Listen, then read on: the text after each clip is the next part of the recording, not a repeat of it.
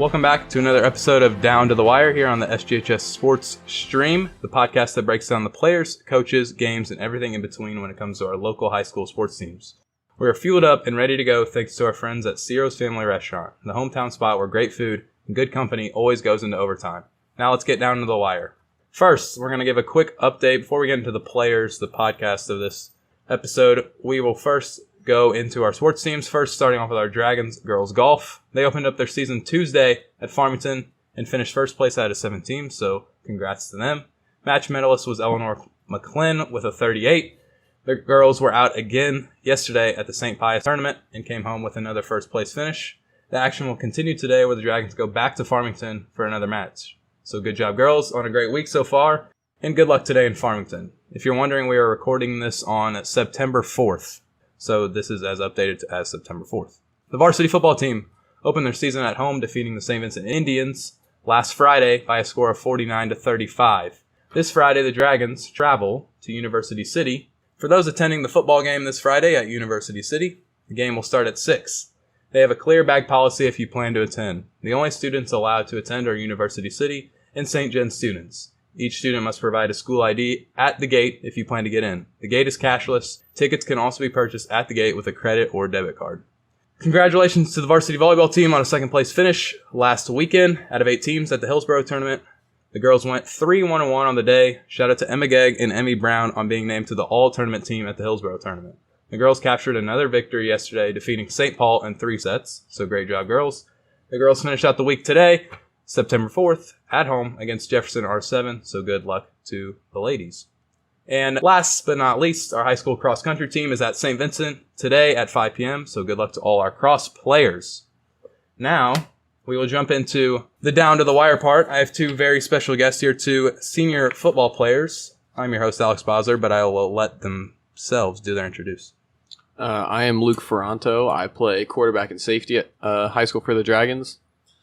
My name is Paul Taylor. I play O-line and D-line for the Ste.Genevieve. Great introduction, boys. Now we're just going to jump into the first question I got here for you guys. So obviously, when you look back on your career when you guys are done, how have you guys grown the most from when you were even in the middle school, elementary days impact to what you are as today as a player and as a person? You know, I started playing football when I was in the 2nd grade for impact. I was 8 years old. And, you know, when you're that young, you kind of just do what you're told, but you don't understand why you're supposed to block this guy, why are you supposed to do this, why are you supposed to do that. You don't really take in the deeper level of what you're being taught. And then once you get to middle school and high school, our coaches here really push what happens outside of football. Like, we obviously want to win football games. We obviously prepare all summer and that previous week to win those games. But our coaches really push the deeper meaning of football and why you need to take some of these values outside of football and apply them to later in life. Yeah, and I second what he said.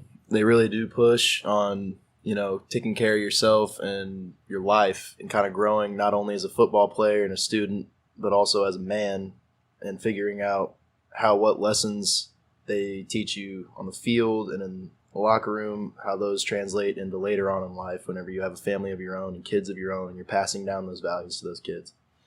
As for football, I only started playing in middle school, so I never really had a connection with the game. And then I started playing again sophomore year, and then, yeah, pretty much. Yeah, that's a great explanation. You guys go into the coaches and kind of how it's been throughout all your years. Like you said, Paul, you just started in middle school, so it's like it's a different game. Like Luke said, played impact every level. It's a higher pace, higher level that you have to get to be able to compete at the highest level. And I think you guys have all grown as a person and individually. Like, being leaders out there is very important, and that starts at a young age, right? Your coaches do a great job of teaching you those kind of habits that help you later in life. So as we talk about kind of our teammates and coaches, what is kind of the relationship that you have with your teammates, especially since this is your senior year and all the seniors are going to go with you? Like you said, Luke, you've played with all these seniors for however long you have. And Paul, you have been playing with these guys too. So what is kind of that bond you guys have between the teammates and the coaches? Yeah, you know, we've all been going to school together for, you know, this is going to be our 13th year together. We've been playing football since we were little or middle school or whatever it is. But it's more than just being a team and coming to school and playing football. You know, we practice all summer long. It sucks. There's long days, long lifts, hot practices. And that really builds a connection together between the team whenever you do hard things like that. Whenever things are easy, you guys don't really build a connection there. But whenever you guys are going through hardships together, that's really what bonds a team together. And I feel like it's more of a brotherhood or a family than just a football team that goes out there on Friday nights. Yeah, like Luke said, I mean, personally, I feel like most of these guys are my brothers, and I genuinely feel a connection to these people. And even coming into it late, like I knew some of the guys, I knew probably 50, 60% of the team, but even then, the other 40, I didn't really know them. I didn't really have a connection to them. But being around them and going through these hard times with them and really putting our heads down and working together and just figuring out what kind of people we are has really just brought us all together, and I feel like that camaraderie is really going to lead to a more successful season than we've seen in the past couple of years. Yeah, that's a great point that you guys go into, how the chemistry that you guys have been playing with each other so long can kind of impact, like you said, Paul, can impact like how this year can be played. Like when you talk about chemistry as a team, it's more than just on the field, it's also off the field. So when you can go out into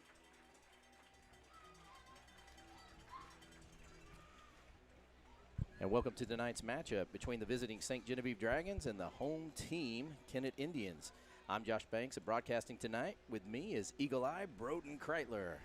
Hey, welcome to tonight's event, Broden. You ready for another game? Oh, yeah, for sure. Kind of a long drive, huh? Yeah, it was a long drive, but it's worth it. Absolutely. So for those of you watching tonight on our broadcast, let's give you a little background here as far as that goes. Last year, Kennett lost to Ste. Genevieve at St. Gen's place 26-6. Before that, Ste. Gen had 6 consecutive game losing streak before putting the brakes on Kennett's streak. The Indians went on to only win 3 games last season and are looking to rebound strongly with more wins this season. You fast forward to 2025, Kennett is currently 1-1 on this season. St. Genevieve extended their record to 2-0 coming into tonight's contest. Last Friday against U City, St. Genevieve managed 341 total yards of offense. Luke Ferrano was the game player, throwing for 101 yards and rushing 136. Coach Pope kept the game mostly on the ground and used the ground and pound mentality aspect to bolster the Dragons' offensive scheme. Ferrano had 3 TDs in the game, followed by 1 from Justin Schweigert. Justin had 79 yards on the day as well. Wyatt Grind added 5 receptions for 75 yards, and it was a heavily penalized game with lots of linen thrown all over the field. But St. Gen finally busted out in the late third quarter with Paul Taylor had 2 sacks and was in the face of the quarterback most of the night, including the rush pass into the secondary that was picked off by Mason Trollinger. What to look for tonight from St. Gen's opponent? Kennett's defense has 3 defensive packages they like to throw at the opponents. Their bread and butter is the 4-4 defense, using 2 wide corners to jam the outside. Eagle Right tends to load up the line with man-to-man on the receiver and only 1 safety in the backfield. And if they go with their third option, wing right, it generally shows a 2-receiver package to defend against 1 safety in the wings. Antonio Flakes is the junior 215-pound defensive end who will be on the outside pass rush for Kennett. And on the other side is Maddox Childress, the 5'11 senior. He has been at times good and other times easy to move out of the way, so look to see St. Gen run the ball against the defensive core. Looking at the linebacker core, their best core player is Austin Gaddis, the 205-pound senior. They like to slide him to the nose tackle and shoot him in the gaps. John Baker Brown, the 157 junior, is not afraid of contact and flows well to the ball. He's probably the best tackler they have and has speed. On offense, Austin Gaddis, the 205 senior who plays both ways, is probably their best lineman. He does a decent job climbing to the next level during play, and Ty Jones, the 165-pound quarterback, has a strong arm and will throw. He's a pretty decent passer and is good at extending plays with his feet, so St. Gen is going to have to contain him, deep in the pocket. Demodius Anthony is a 173-pound senior who has decent speed, good hands, and looks to be the one of the hot targets Jones is going to target. Looking tonight's action from the Dragons, though, it may be another battle of attrition from the Dragons on the ground. On the season, Ferrano and Schweiger has the bulk of the carries for St. Gen. Luke has 36 carries for 324 yards, and Justin has 26 carries for 137.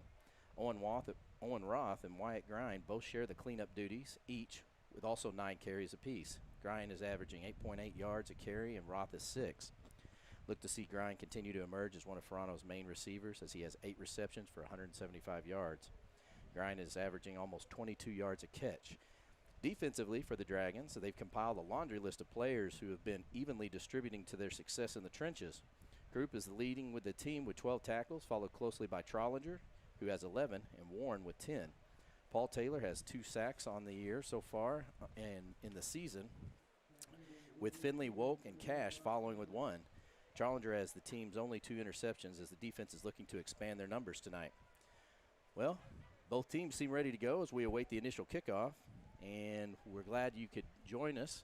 For those of you who couldn't make the long trip here, Broden, after a long drive, you think it might have any kind of impact on the Dragons tonight, initial start? I don't know. I mean, other than having a good amount of rest on the bus, they might be ready to go, ready to stretch their legs maybe. Yeah, hopefully they're not having jet lag. Yeah. Well, the Dragons are 4-8 in regular play against this team and 3-4 in postseason, so it should make a good matchup tonight. And we're glad you guys tuned in. We are having to do this manually tonight to operate the camera and the computer feed, so please be patient with us as we work to bring you the live action. However, if you stayed at home tonight to watch the tube and need some food, but don't want to make it out because, let's be real, so it's hard to get good food and slave over it, call Ciro's, our locally owned restaurant, proud sponsor of the SGHS Sports Stream, as well as Down to the Wire podcast. They have subs, pizzas, assortment of pasta, and if you want to be extremely healthy, walk up to and order the salad bar. Ciro's is ready to serve you. All right, and we're ready to serve you as well as kickoff is getting ready to ensue. Hopefully our camera girl will be able to keep up with the hopefully. keep up with the magic here.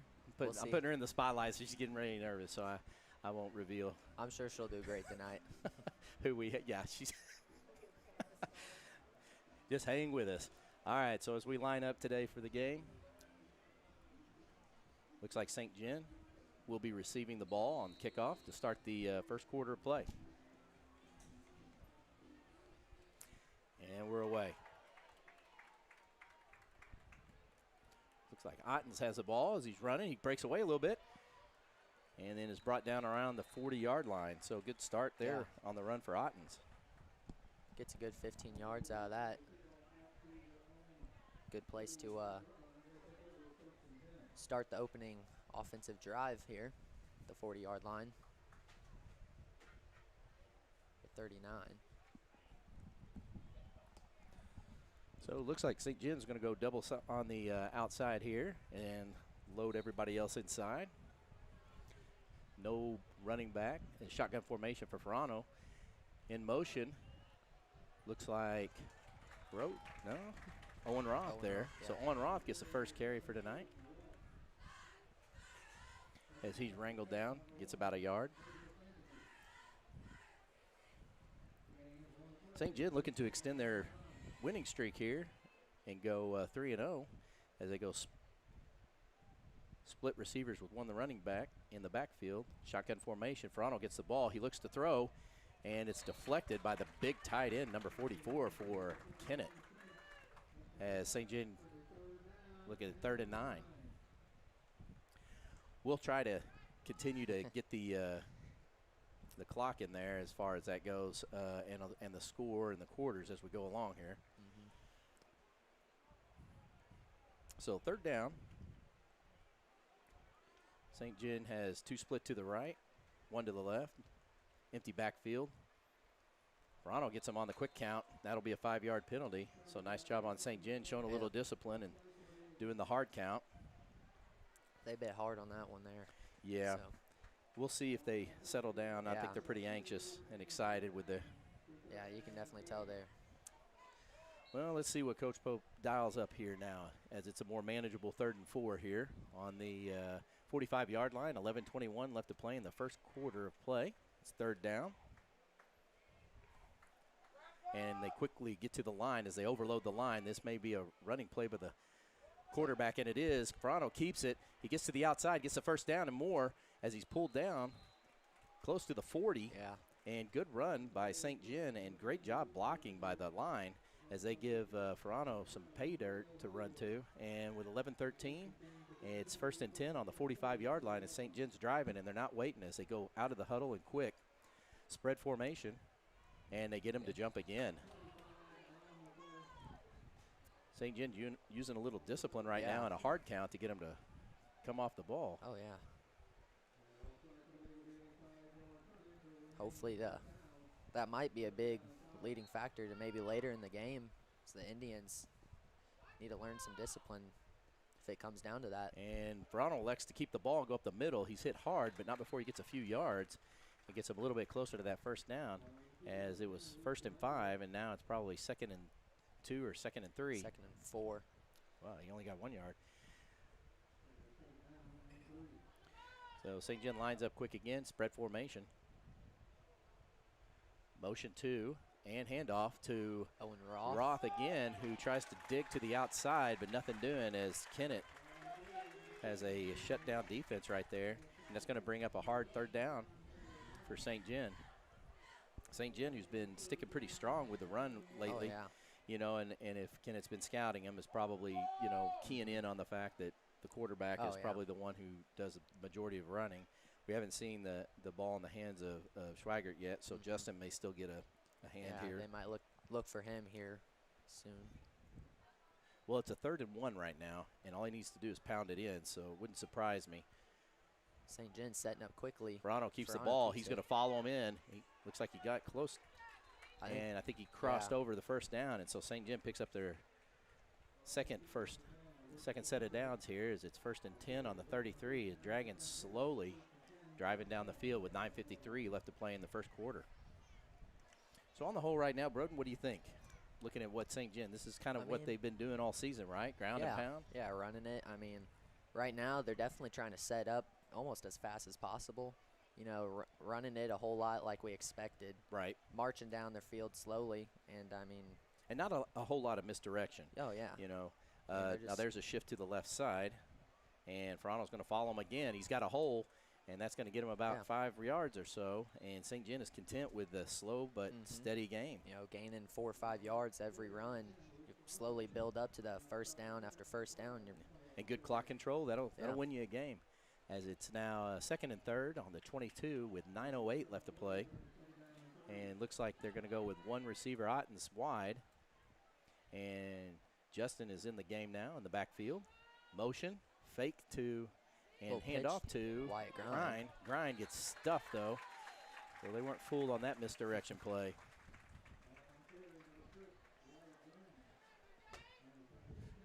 So it's 3rd and 3 right now. St. Gen looks to try and convert another 3rd down on short yardage. And, you know, if you're going to win this game tonight, you've got to keep that every 3rd down to be, you know, something manageable. Yeah. So they overload to the right side. Otten's off to the left. Very rarely have they just dished one out to him. It's usually, you know, when you least expect it. Wouldn't surprise me if they went for it. Now, Verano's going to keep it. He swings out to the right. Nobody home. He's on his way to the end zone, and that's going to be a touchdown. St. Gen, as St. Gen controlled the outside on that one and manages to slide in over to the right side, and that'll be 6 points for St. Gen by Luke Verano with 8:12 left to play in the 1st quarter. And a 22-yard run for Verano as he continues to build on his touchdowns. That was a great read by Luke Ferranto, noticing there's not many people over there, or really no one over there, and finding the open spot on the field and running in for a touchdown. Yeah, and, you know, you got to give credit to his line. I mean, they just absolutely just blocked and sealed. Yeah, they were perfect on that play. Field goal's good by Ottens, and St. Gen is up 7-0 right now as we go to take a quick break and go to kickoff.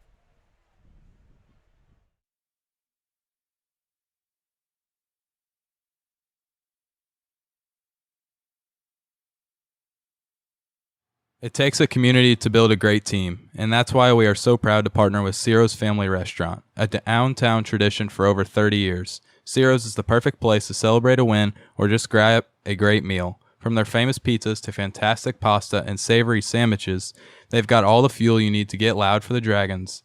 Dine in, outdoor seating, or curbside pickup, however you want it. Ciro's delivers. Ciro's Family Restaurant, our sponsor and your spot for great food. Click on the QR code or go online to check out their updated menu at cirosrestaurant.com/menus.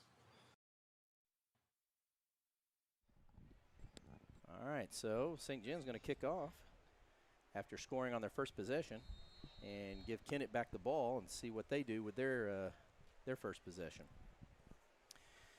So we'll see what Pope lines up here on the kick. Looks like he's going to try and just do it in the mid-center of the field there. Bounces off the 10, goes over his head. It's kind of loose.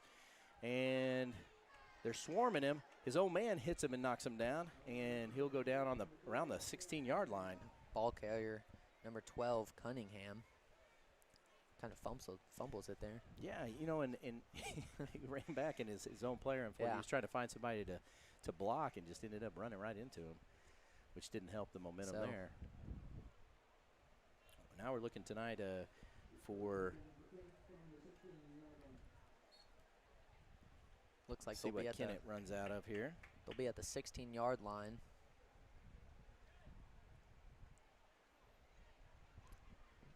As they come set here. Kennett all up on the line. A little quick pitch to the outside to the running back who gets back to the line of scrimmage and is hit fast. That would be number 5, Antonio Hollywood, the running back, the sophomore running back.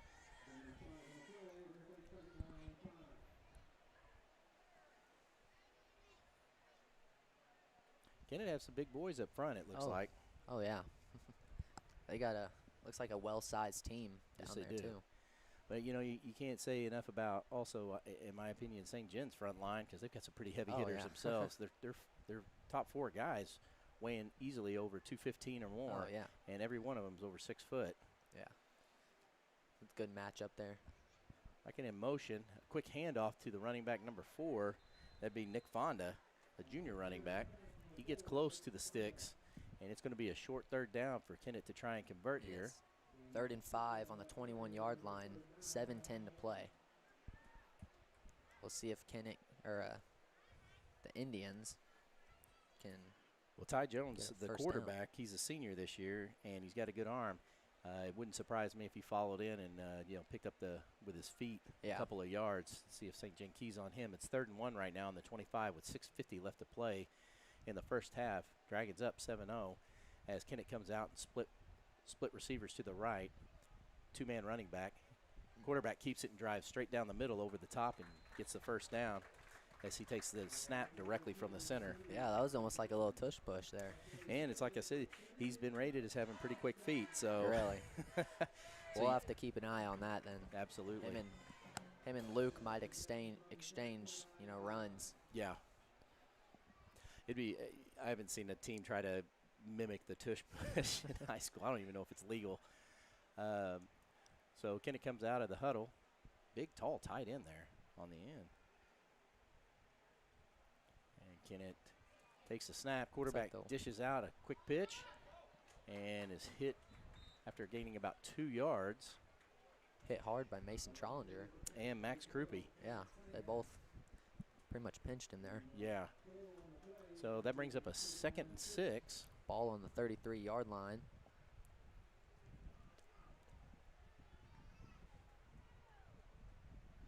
And Kennett comes out of the huddle here and lines up with one man to the left. That'd be Zane Franklin, the receiver. He's a junior. Pretty big, tall matchup underneath there. Yeah. If he throws a give-me ball. Handoff up the middle and immediately stopped by number 21, Drake Meyer for St. Gen.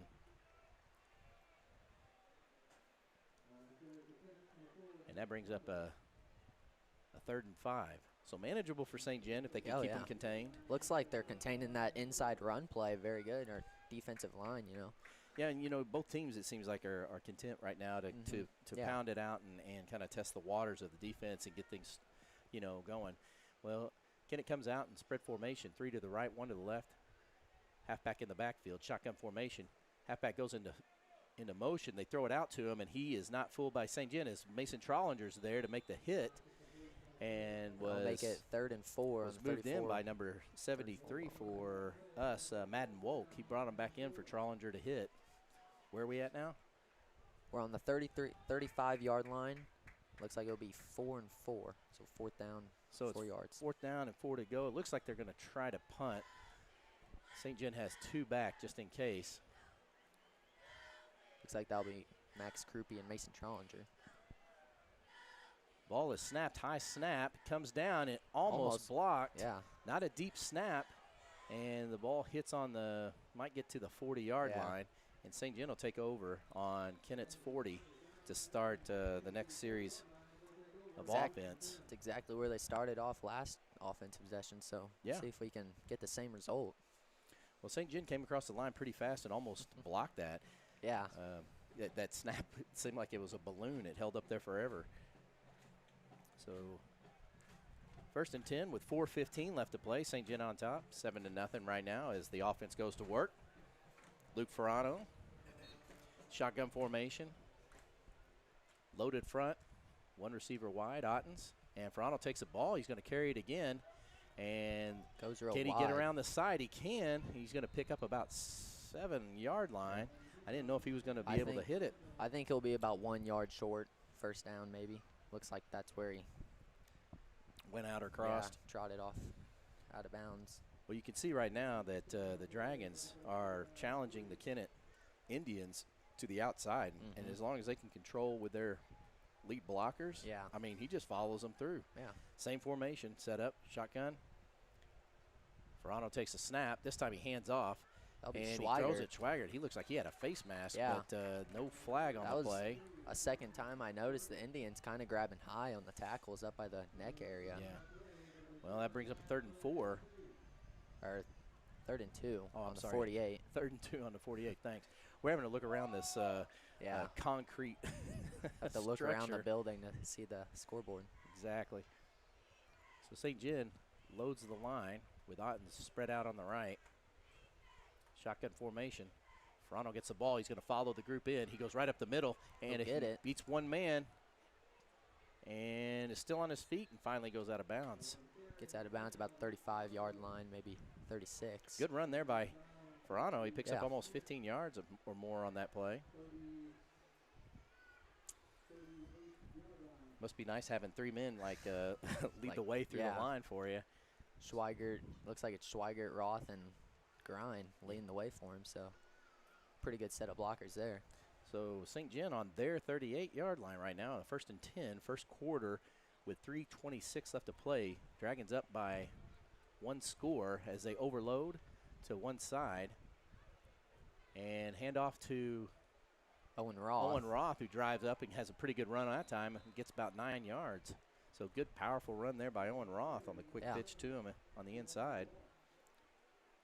In formation they basically are putting Grind and Roth kind of back off of the tight ends and puts one of them in motion so they can give them an opportunity to either hand off, keep it, or, throw it. Well, it's cooling down right now. What do you think the temperature is? Because let me tell you, it was hot coming down here. It was really hot today. I don't know. I checked it earlier. St. Gen goes into the huddle, and they come out. Luke goes to throw. He finds Schweigert, catches it. Schweigert's still on his feet, almost crosses and gets to the 1-yard line as Ferrano makes a good pass to him. Yeah, that was great to see how the Dragons getting in a pass play and it working. Absolutely. And I think there was a penalty that was on St. Gen, and this ball's probably coming back. Yeah, it looks like it will. So it might have been either holding or I guess we'll find out. I didn't see the. They actually have the ref signals right here in the little handbook. I think he gave it initially, but it looks like it's a 10-yard penalty, so probably a holding play on that, and St. Gen will play that down again. But they probably wish they could have that one back. Oh, yeah. Looks like it'll be 2:37 left. St. Gen up 7-0. 2nd and 11 to go. St. Gen comes out of the huddle here with trips to the right, actually quads to the right. Yeah, quads. And Ottens to the left. Empty backfield. Ferrano's all alone here in the shotgun formation. See if Kennett brings a blitz. And they do bring it. And he throws across the middle, hits Ottens, and Ottens is on the way home. He finds the end zone. Yeah. Great to see Ottens finally getting the ball, Yeah, well, they overloaded the right side. Yeah, just gave him a perfect little slant route or something. And Kennett brought the horses and took a gamble on that play and just couldn't get to Ferrano fast enough. And Ottens gets the slant, runs it up in. I'd say St. Gen is seeing exactly what they want out of their offense, getting, 2 conversions Yeah. on a pass play, and obviously their run's working. Absolutely. They're kind of mixing it up right now. Yeah. As Ottens drills one in. Goes 2 for 2, touchdown and the extra point. And that goes to 14. So St. Gen up on top right now, 14-0. 2:28 left to play as we take a quick break.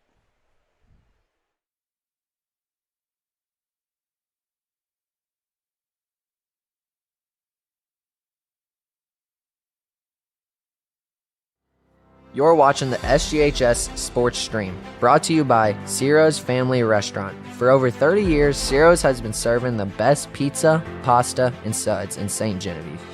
Grab a table, sit outside, or pre-order for curbside pickup. Ciro's Family Restaurant, downtown St. Gen's oldest family restaurant and a proud sponsor of SGHS Sports. Click on the QR code or go online to check out their updated menu at cirosrestaurant.com/menus.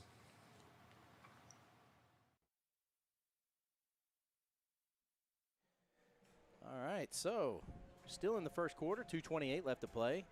As St. Gen just came off a score from Ferrano to Ottens. And before that, Ferrano ran one in. And we are up 14-0 as St. Gen kicks off here to Kennett.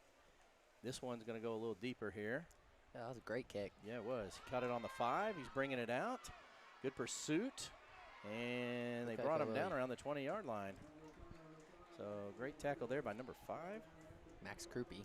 Krupe on it again.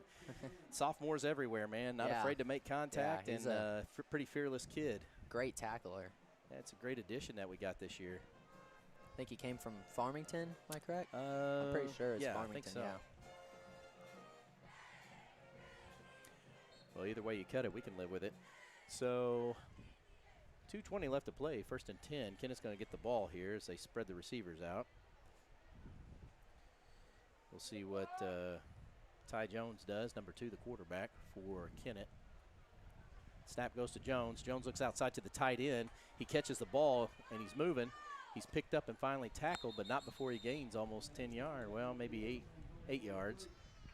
And St. Gen's got a player down on the outside. I think he's just taking a break. It's a gang tackle. That was Schweigert. Schweigert, Krupe, and maybe Trollinger if I Gotcha. So it's 2nd and 4 right now. 2:13 left to play. So look like Jones connected with Antonio Flakes, number 88, the tight end junior. Kennett comes out of the huddle, overloading the line offensively. Jones takes the ball from the center, quick pitches out to the running back, and he's hit fast. Running back number 4, Nick Fonda, the junior, and it's going to be close. I think he's going to be short a yard. Yeah, 3rd and 1 at the 26. How much time's left? 1:53. 1:53 left. All right. 1:50 now, but so we're working our way down, and you know the game's going to go faster if everything's on the ground. Oh yeah. Because the clock just keeps on rolling. Yeah, for sure. Which I know St. Gen wanted to control time of possession, which so far they've been doing. As Kennett comes out with 2 split to the left, double backs I formation. Snap directly from the center. Jones then keeps the ball and follows the center, but not before he's hit fast, and he doesn't get much, but it's probably enough for a 1st down. And the quarterback sneak work, and they're going to move the sticks.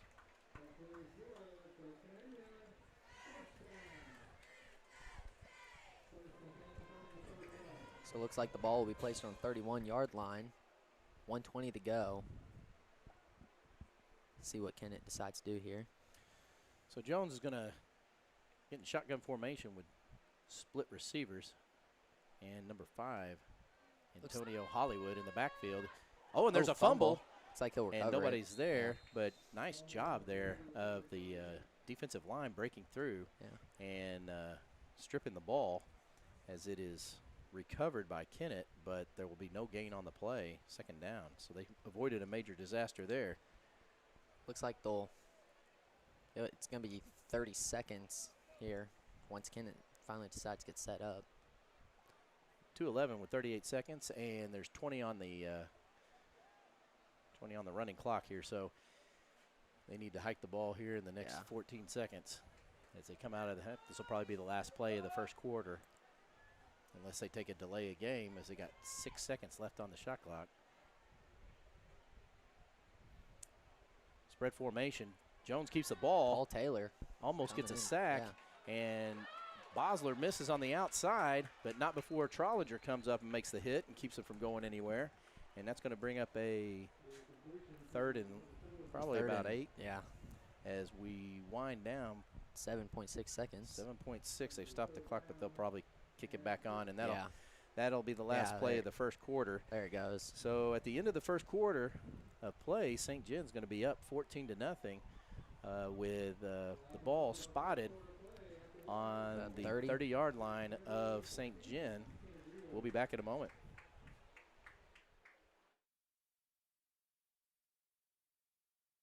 Welcome to another night of SGHS Sports. Before we get to the action, let's talk about the team behind our broadcast, Ciro's Family Restaurant.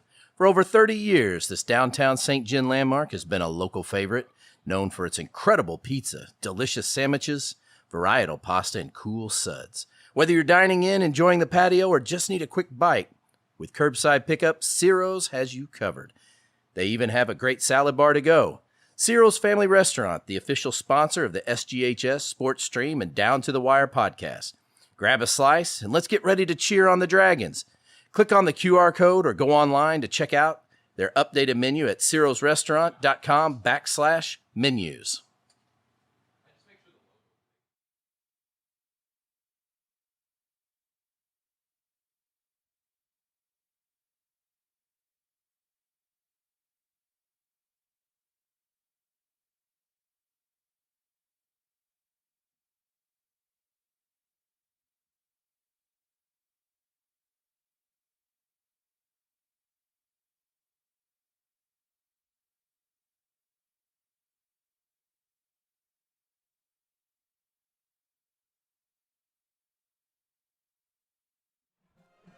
All right, so starting the beginning of the second quarter, it's 3rd down and 6 on the 35-yard line of St. Gen.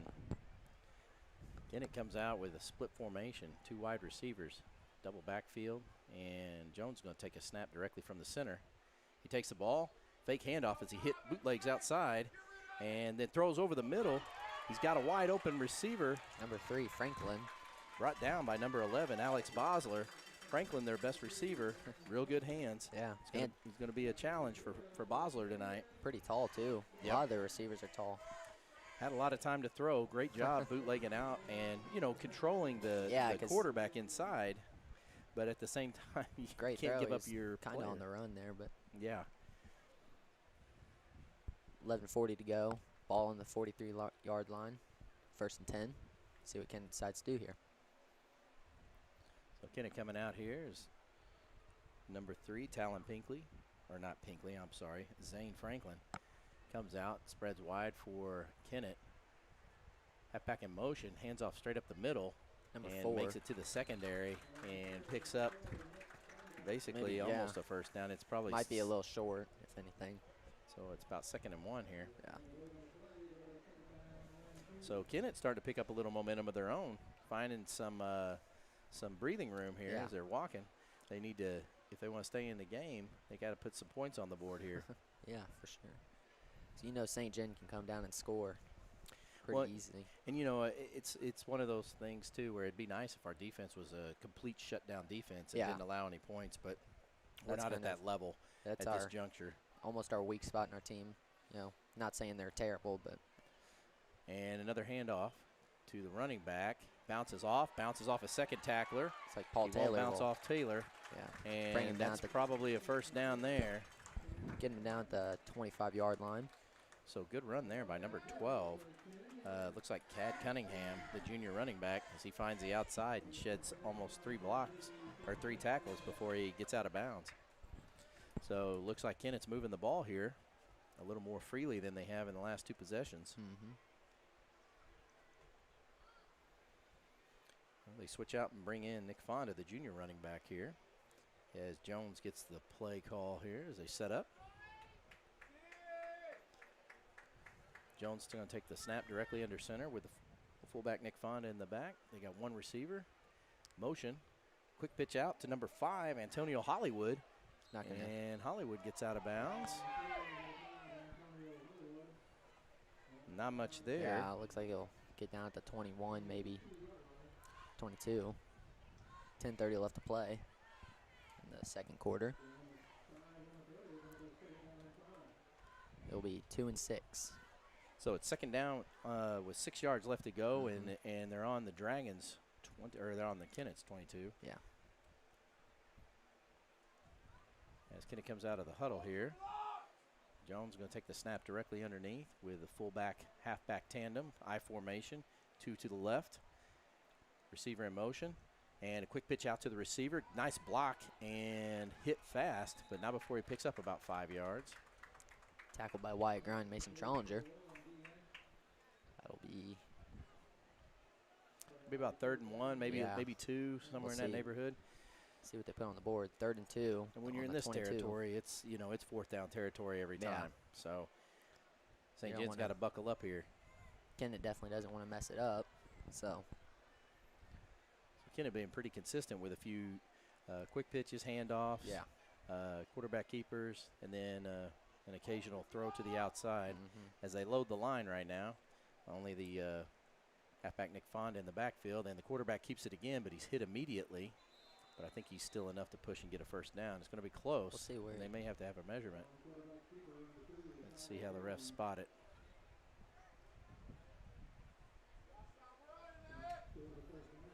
And they're going to say, I think it's a 4th down. 4th down? Yep.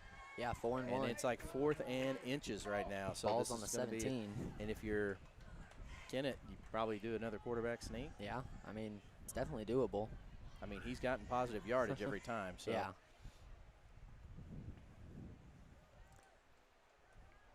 Looks like it's going to be about 9 left to play here when they get settled.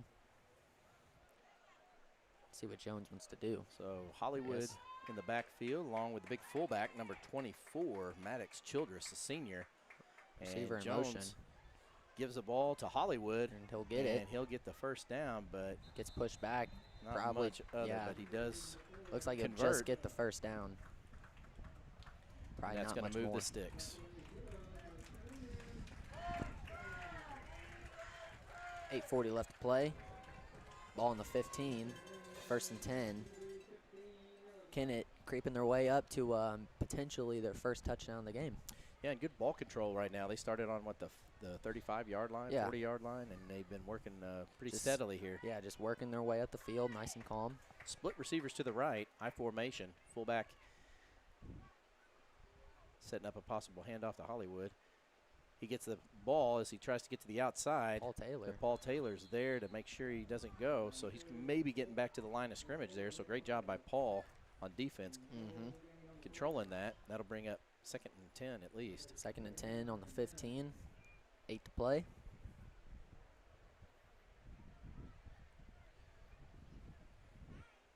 St. Gen switches out a couple of defensive players. Give them a little break here as they try to mix it up a little bit. That'll be Jacob Warren for Sawyer Bowman. So Nick Fonda, the junior running back, in the backfield now for Kennett. As Jones is underneath the center. Tight formation. Fullback in motion. And a quick pitch fake as Jones goes out. He's pressured by St. Gen. And it'll be another interception by Alex Bosler. Nice job by Bosler, who gets a tipped ball. Yeah. As first interception of the year, I believe. As number 21, Drake Meyer, penetrated through and rushed the quarterback on the pass, and he kind of threw it up in the air. And the ball will be at the 10-yard line. Bosler was there. So interception and turnover. St. Gen's defense comes up huge. With 7:26 left to play, St. Gen up by 14, and they're going to take over the ball on the 15-yard line. If they got to go the entire distance of the field here to score. So worst case scenario, it's like a punt. Yeah. And, I mean, you're still up by 2 touchdowns, so you're not really in need of a touchdown, but it'd be nice. And this is a fairly even game right Yeah. now. Both teams are starting to flat line out and Especially- feel each other out. Especially Indians starting to kind of get in the groove there on offense. And off to Roth, who's trying to find the wickets, goes straight up the middle, and there's a flag thrown, and I don't know what that was on, but it was in the secondary, so could be holding. Yeah, it could be a St. Gen holding, maybe on one of the blockers. Possibly. Looks like it.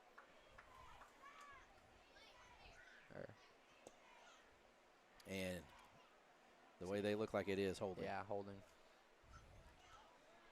That's how Roth got that far in there, huh? Yeah. So the ball will be on the 10-yard line. I guess it'll be 2nd and 10, right, or 1st and 10. It'll be first and 10. They'll play the down over again. So 7:19 to go. Or 7 and 11. Or First and 11. So it's from the spot of his gain. Yeah. Back. So the spot of the foul. Verano in shotgun formation. Split receivers on either side. Halfback in the backfield. I can't tell if that's Grine or. Looks like it'll be Ottens and Grine. Yeah. Verano goes to throw. Quick pitch out to Grine, and he bounces off his hands. Grine hits himself in the head on that one because I think he tried to run anticipating the hit. He definitely wanted that. He had enough room to catch it and take it a little bit. So 2nd and 11 on the 9. Second quarter with 6:58 left to play.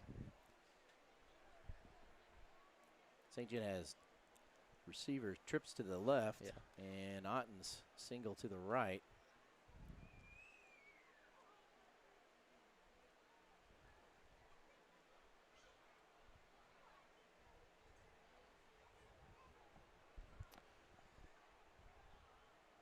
And they're going to come. Yeah, they're just running the clock there and taking a timeout. And so Dragons will take a timeout.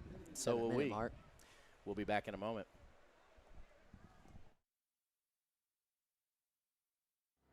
You're watching the SGHS Sports Stream, brought to you by Ciro's Family Restaurant. For over 30 years, Ciro's has been serving the best pizza, pasta, and suds in Ste. Genevieve. Grab a table, sit outside, or pre-order for curbside pickup. Ciro's Family Restaurant, downtown St. Gen's oldest family restaurant and a proud sponsor of SGHS Sports. Click on the QR code or go online to check out their updated menu at cirosrestaurant.com/menus. You're watching the SGHS Sports Stream, brought to you by Ciro's Family Restaurant.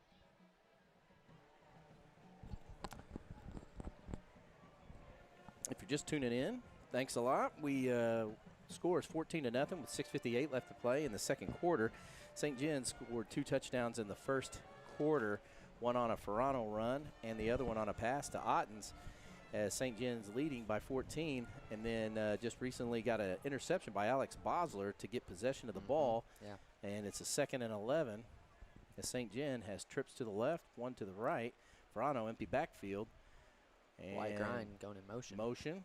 Ferrano's looking to throw here, and he's got a man open. Flag on the play, though. We'll see. And it was number 6, Wyatt Grind again. Drops it again. But doggone it. And looks like there's another penalty flag, which is probably going to be holding on St. Gen. Yeah, yep. That's exactly what it'll be. Looks like they can't go back much farther. But they will. So taking the penalty, it's still going to be 2nd down and long for St. Gen, who has tried to pass twice now and gotten pulled back on a drop ball and a penalty, as they picked up their first one on a run by Owen Roth. See if they can kind of get out of this slump. So Definitely. It's 3rd and 11 here on the 9-yard line with 6:52 left to play in the second quarter. St. Gen spreads the entire offense out, leaving Ferrano isolated in the backfield in a shotgun formation. Trying to see if they can get a first down, and then I guess worst case scenario, you got to punt it. So Ferrano takes a snap, throws the ball over the middle. To Ottens, and it was tipped by Kennett, as Ottens was all alone for the most part, had the good angle on the inside, but Ferrano couldn't get the ball over the, I guess, tall safety sitting there. Yeah, Great positioning by the defense on that. Yeah. 4-4 defense. They just had, the backfield covered. Yeah. So they knew they were going to throw it. It's Right. pretty obvious. Linebackers peeled back instead of blitzing, and you get what you get. So that brings up a 4th and a long, and St. Gen, no doubt, is going to punt this one. Yeah. With 6:45 left to play in the second quarter, St. Gen usually has Ferrano in the shotgun. He comes back and pops one away. Let's hope the snap is good here, and I don't jinx it by saying that. Ball is snapped. Good snap. Ferrano boots one good, and it rolls To the 50. And it looks like Hollywood's going to take it on it the to the hop 30. and ends up going out of bounds. And good return by number 5, Antonio Hollywood, the sophomore, for Kennett. And that gives Kennett really good field position as they start on their 30-yard line with a new set of downs here in the second quarter of play. So Antonio Hollywood giving the Indians a little life here in good position on the field. And especially that defensive, possessions. Yeah. They were locking St. Gen up pretty much. It's about a 25, 30-yard return. Yeah.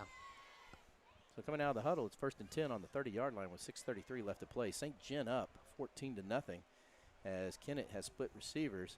Jones, the quarterback, in shotgun formation, takes the snap, hands off to number 12. That would be Cad Cunningham, the running back for Kennett, but he is mauled at the line, and that'll be a loss of downs. Looks like he got up slowly. Definitely got hit hard by multiple St. Gen Dragons defensive linemen. Yes, he did. Good penetration there by the defense. Yeah. Definitely bringing it right back at him. So that was a 5-yard loss, and it's 2nd and 15 on the 25. Or I'm sorry, the 35. With 6 left to play. Indians come out in a tight formation. Shotgun, but Jones with one running back in the backfield. He gets a snap. He goes to throw, and he's looking to go outside. Only one man to get, and he throws it away. So great job by number 21, Drake Meyer. Drake Meyer. Keeping him in the pocket. Yeah, definitely making him get the ball out fast and making an awkward throw there. Had Meyer not have been there, he had a lot of real estate to run. Oh, yeah. And his wide receiver was open. So Absolutely. So great job by the defense there covering the receivers there and containing the quarterback. Jones over getting the call here. 3rd and 15. 25 left, or 5:39 left to play.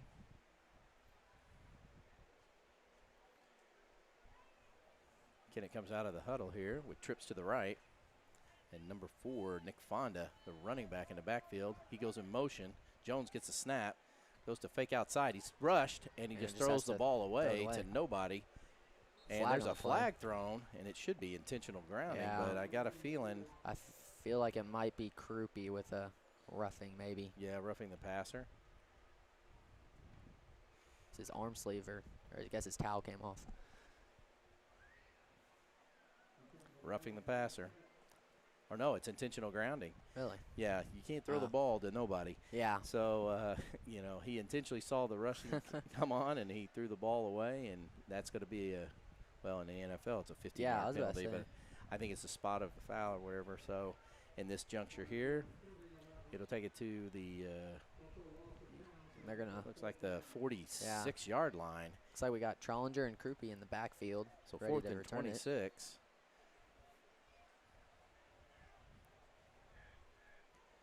We'll see if they go for a fake. I kind of doubt it. Yeah. And another high snap. He goes to get it off. He does. He will. And good punt, but it's going to be returned and smoked. And that's a penalty for ripping his helmet off. So Krupe gets the ball. Great catch. He gets hit. And on the hit, his helmet is thrown off. You can definitely see that coming. They've been hitting high all night. Yeah. And the fans here at Kennett don't like the call. They thought it was clean, but you can't grab the helmet and watch it come off. So it probably was a fair call. I would also say they're definitely not just going to go with the call. Right. I mean, it's their team. They want them to win. So the refs are going to talk it out here on what they think about the play there. But St. Gen, regardless, continues to have the ball. He picks up the flag and waves it off, so it's going to be no penalty there. I'd say that's kind of odd considering his helmet literally came off. Well, it's one thing if you hit him and the helmet flies off, but he did have his hands around the helmet. He had his hand wrapped around and pretty much pulled it off. So 5:24 left to play in the second quarter. St. Gen up 14-0. It's going to be 1st and 10. Looks like on the 20-yard line. St. Gen goes to try and put something together here as they kind of stalled out on their last possession due to a couple of timely penalties on holding calls. And looks like the refs are going to have another discussion here about something, as Coach Pope is pretty frustrated with that no call there and picking up the flag. And I don't know if he brought something up to the attention of the refs or not, but I don't think that he's going to get that overturned again. And he definitely has a right to be mad. So St. Gen's going to take over here as they try to pick up the pieces of that and move forward. Otten's to the left. Looks like they're going to overload to the right now. Verano shotgun formation. Schweigert out behind him. And there's the snap. He gives it to Schweiger. Schweiger follows him in the hole. Takes it about 3 yards. Yeah, he gets about 3 yards. Ball will be on the. So there you go. Positive yardage right off the bat. Yeah. It's going to be 2 and 8 on the 22-yard line. So with 5:07 left to play, 2nd and 8 on the 22. St. Gen has one receiver out. Ottens. They overload again. They're going to run. Ferrano's going to keep the ball. And they sniffing this one. Good block outside, and he's going to have to track on the other side, and it's a long run right now. Yeah, and he's still going, and this is a lot of effort for, I think, probably a loss of 2 yards. Yeah. So that's got to wear you out. He went basically corner to corner, or I should say sideline to sideline. Yeah. Just running pretty much on the 20-yard line the whole time. And that brings up 3rd and 8 as the clock continues to tick with 4:30 left to play.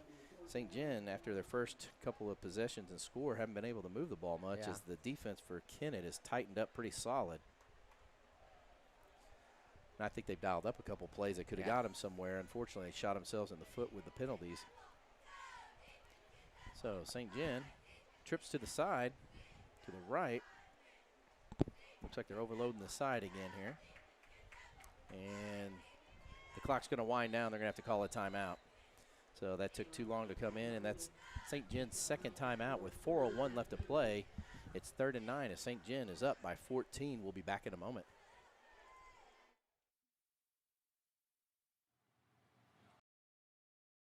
Welcome to another night of SGHS Sports. Before we get to the action, let's talk about the team behind our broadcast, Ciro's Family Restaurant. For over 30 years, this downtown St. Gen landmark has been a local favorite, known for its incredible pizza, delicious sandwiches, varietal pasta, and cool suds. Whether you're dining in, enjoying the patio, or just need a quick bite, with curbside pickup, Ciro's has you covered. They even have a great salad bar to go. Ciro's Family Restaurant, the official sponsor of the SGHS Sports Stream and Down to the Wire podcast. Grab a slice and let's get ready to cheer on the Dragons. Click on the QR code or go online to check out their updated menu at cirosrestaurant.com/menus.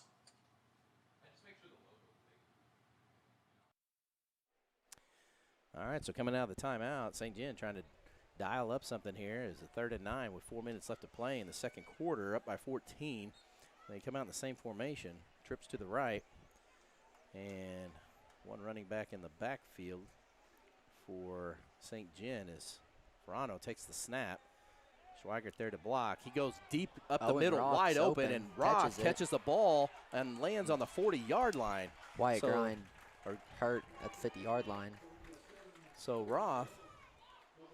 Grind looks like he's got maybe a stinger there or something. I don't know. Maybe his ankle, or I can't tell if it's a Charlie horse. But there's going to be an official timeout. Check him out. But before that injury, Owen Roth breaks free down the middle as all the different routes were just out routes, and his was the only one deep middle. And there was no safety there to do much. So looks like Pope and the trainer is going to come over and check him out. We'll hope maybe this is just a Charlie horse or something due to the heat. We'll be back in a moment.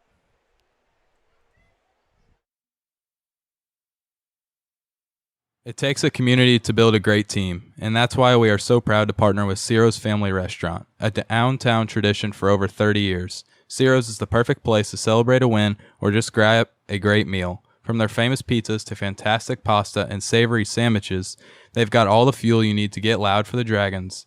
Dine in, outdoor seating, or curbside pickup, however you want it. Ciro's delivers. Ciro's Family Restaurant, our sponsor and your spot for great food. Click on the QR code or go online to check out their updated menu at cirosrestaurant.com/menus. It takes a community to build a great team, and that's why we are so proud to partner with Ciro's Family Restaurant, a downtown tradition for over 30 years. Ciro's is the perfect place to celebrate a win or just grab.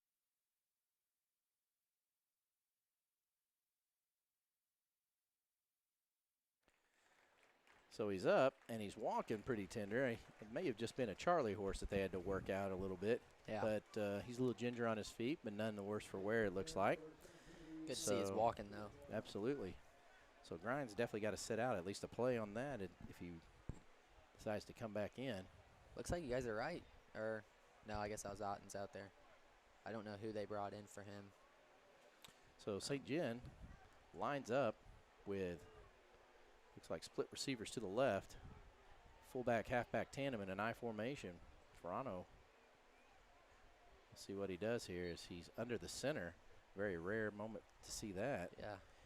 And there's the snap. Quick pitch out to Roth, who is just mauled at the line by a couple of defenders. And he picks up probably just back to the line of scrimmage, not much at all, if anything. As it's 2nd and 11 with 3:37 left to play and the clock ticks.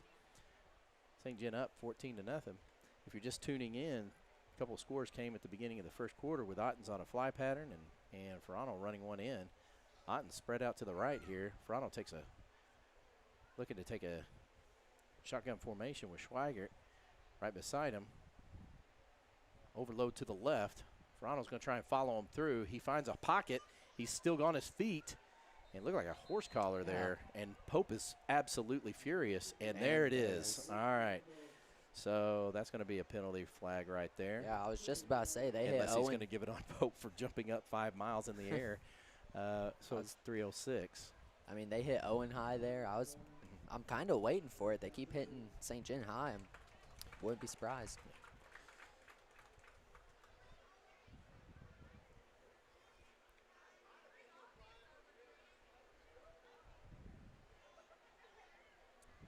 So they're going to move the sticks.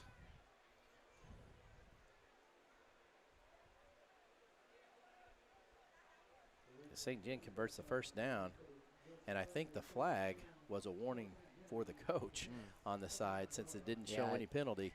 I think they didn't like the coach's behavior on the side, jumping up and down and yelling over the no call. So with 3:02 left to play, 1st and 10, overload to the right, Roth in motion, and there's flags everywhere as Schweigert sees a little bit of open backfield here before he's finally brought down on the 20-yard line.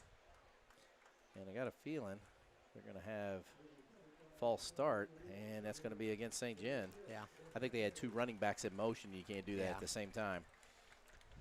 So with 2:49 left to play in the penalty, St. Gen will try again on another first down as they're 1st and 15. Up by 14. And I you can feel a little bit of that frustration from St. Genevieve's coach. It was for sure. When you're seeing his quarterback who's running the ball and they bring him down by grabbing the back of his collar. I mean, it was a no call by the refs, but it's still, I could see the frustration. When it's right in front of you. I'd be frustrated too. A handoff to Schweigert again, but he's tripped up in the backfield and loses a yard.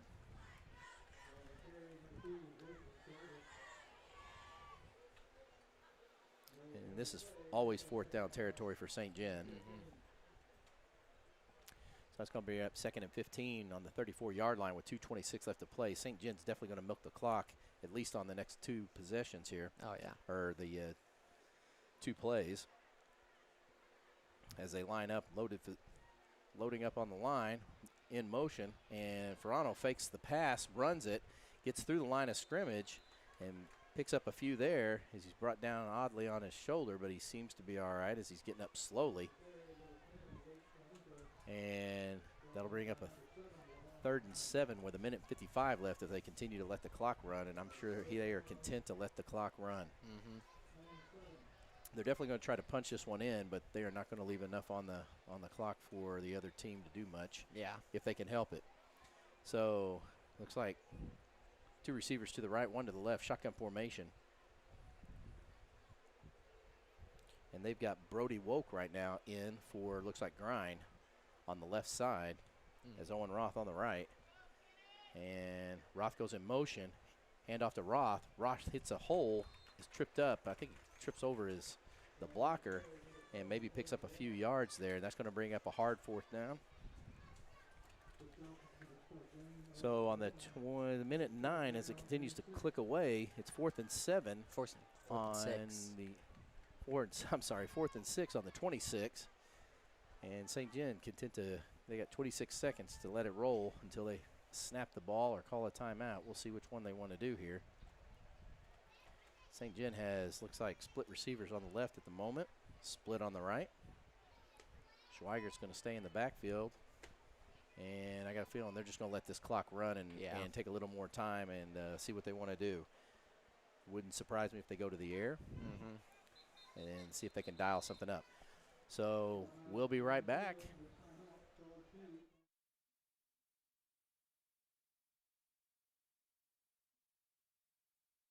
For over 30 years, Ciro's has been serving the best pizza, pasta, and suds in Ste. Genevieve.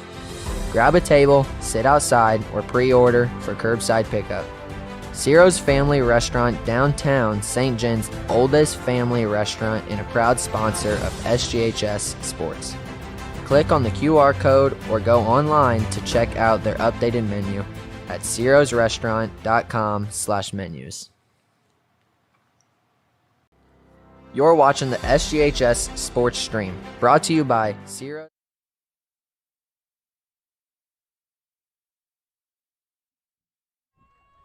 So with 32.7 seconds left to play in the second quarter, it's a 4th and 6. St. Gen looking to try and get a first down here, but after they do, they are out of timeout, so they're going to have to hustle back to the line to stop the clock if they don't score. So St. Gen goes with 2 right, 2 left. Schweigert in the backfield with Ferrano. In motion goes Roth, and flags are blown. And it's going to be timeout called by Kennett. Boy, that was a little late whistle blow since the play started. I don't see how they got that in. That's kind of frustrating. But timeout called anyway, so we're still at 30:08. We'll be back in a moment.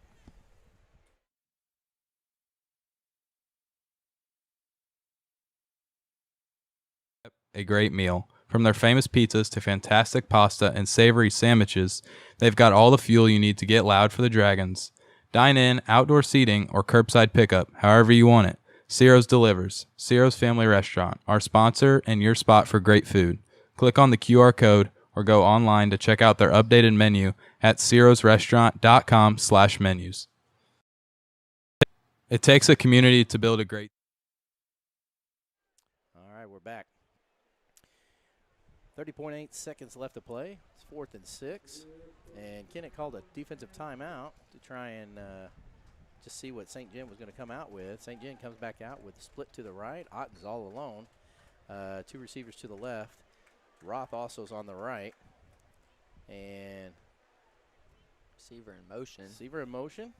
And Ferrano cuts to the right, throws out. He's wide open. Oh, and off the fingertips of Owen Roth, who came across from the other side on the back door and just hit his fingers and bounced off. So well called play, good throw. Just great execution, just couldn't convert it. Yeah, couldn't convert it. So good play call with 24.3 seconds left to play in the first half. St. Gen definitely ran the clock down. Took a good shot at it and had it. That's about 3 passes today that Lucas hit the guys squarely in the hands, and they're just not bringing it down. It's like the ball has butter on it or something. Yeah, which you never know. It could change in the second half of the game, which would love to see from St. Gen. But well, and I tell you, too, if it's one of those situations where, you know, the ball's coming to you and you're thinking, oh, my God, I could score if I catch this. Yeah. You get a little nervous, shaky. Absolutely. So Kennett comes out with split receivers on the left. It wouldn't surprise me if they went deep. And St. Gen defensive, like preparing for it. They throw a little halfback pass to the right, not halfback pass, but a quick dump pass to he'll get halfback as he runs out of bounds, number 12. 30, Eli Bennett, run him out of bounds. That's Chad Cunningham. I'm sorry, Cad Cunningham. Ball will be on the 30-yard line.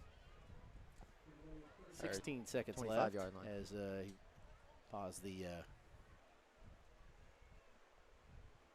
he paused the clock.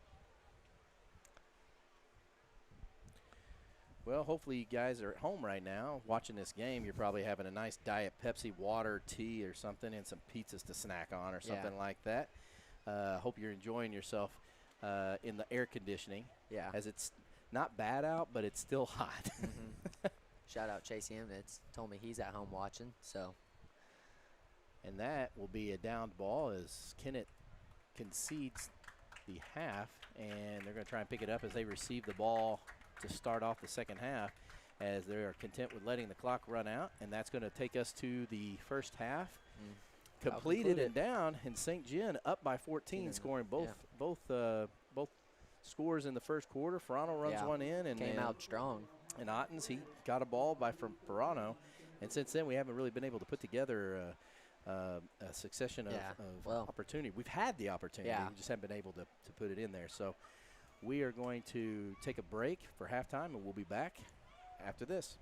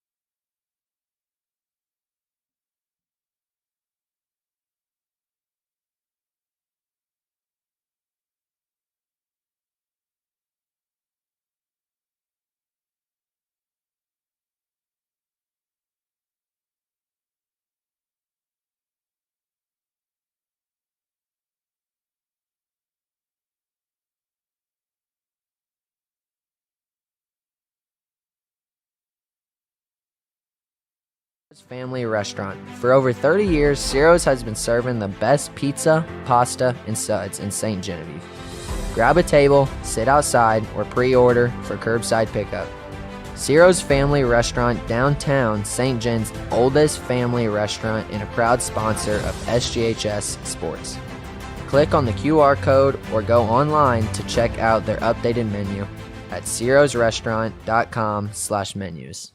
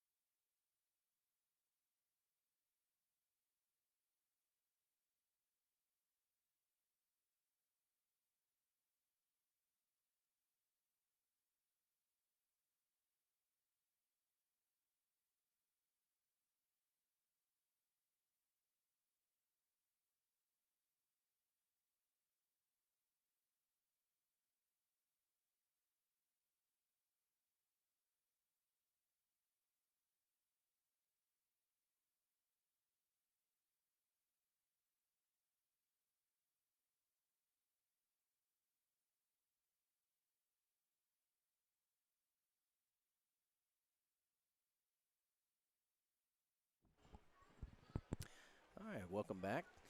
We're about out of halftime here. Coming up, we're about 3:25 left before the kick here, as both teams come out to stretch, getting the instruction and maybe the yelling or whatever it is they do in the locker room here.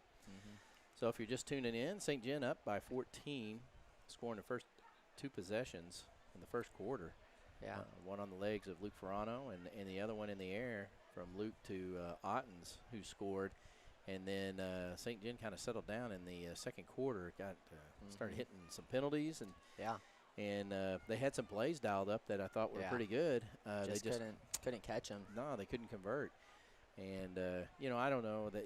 It's only the third game of the season, so this is one of those. I feel like experience builders right now for some of these guys. Where, the first game of the season they kind of handily, won that one against St. Vincent, and then turned around and played last week. I thought a very solid game against U City. And don't get me wrong, there was a lot of penalties there, and it took a little while to definitely finish it off. But it's if you're a team that has the opportunity to, drive the score up, I mean, you do it. Oh, yeah. You don't sit around and let the other team kind of come back. And so I'm hoping that, as time progresses, St. Gen will continue to put those things together. Yeah. And we caught glimpses of the Indians starting to fight back, so they definitely can come back. Oh, yeah, this is not a bad team. Kennett's very aggressive. They've got good players. So I feel like they have a pretty solid defense, and they really shored it up after that second touchdown that St. Gen was able to put on the board.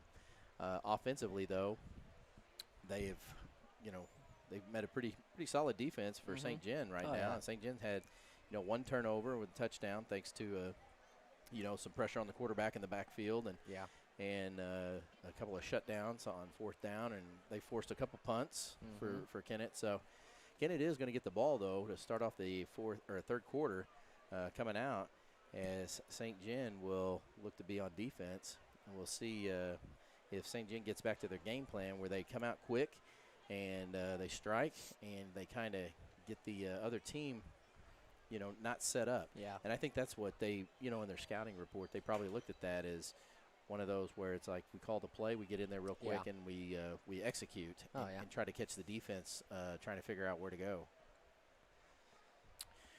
So 36 on the clock here as the referees kind of motion in the middle there.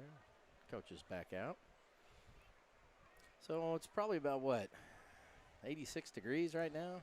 Yeah, I mean 90 in this booth. I don't know. Yeah, it might be.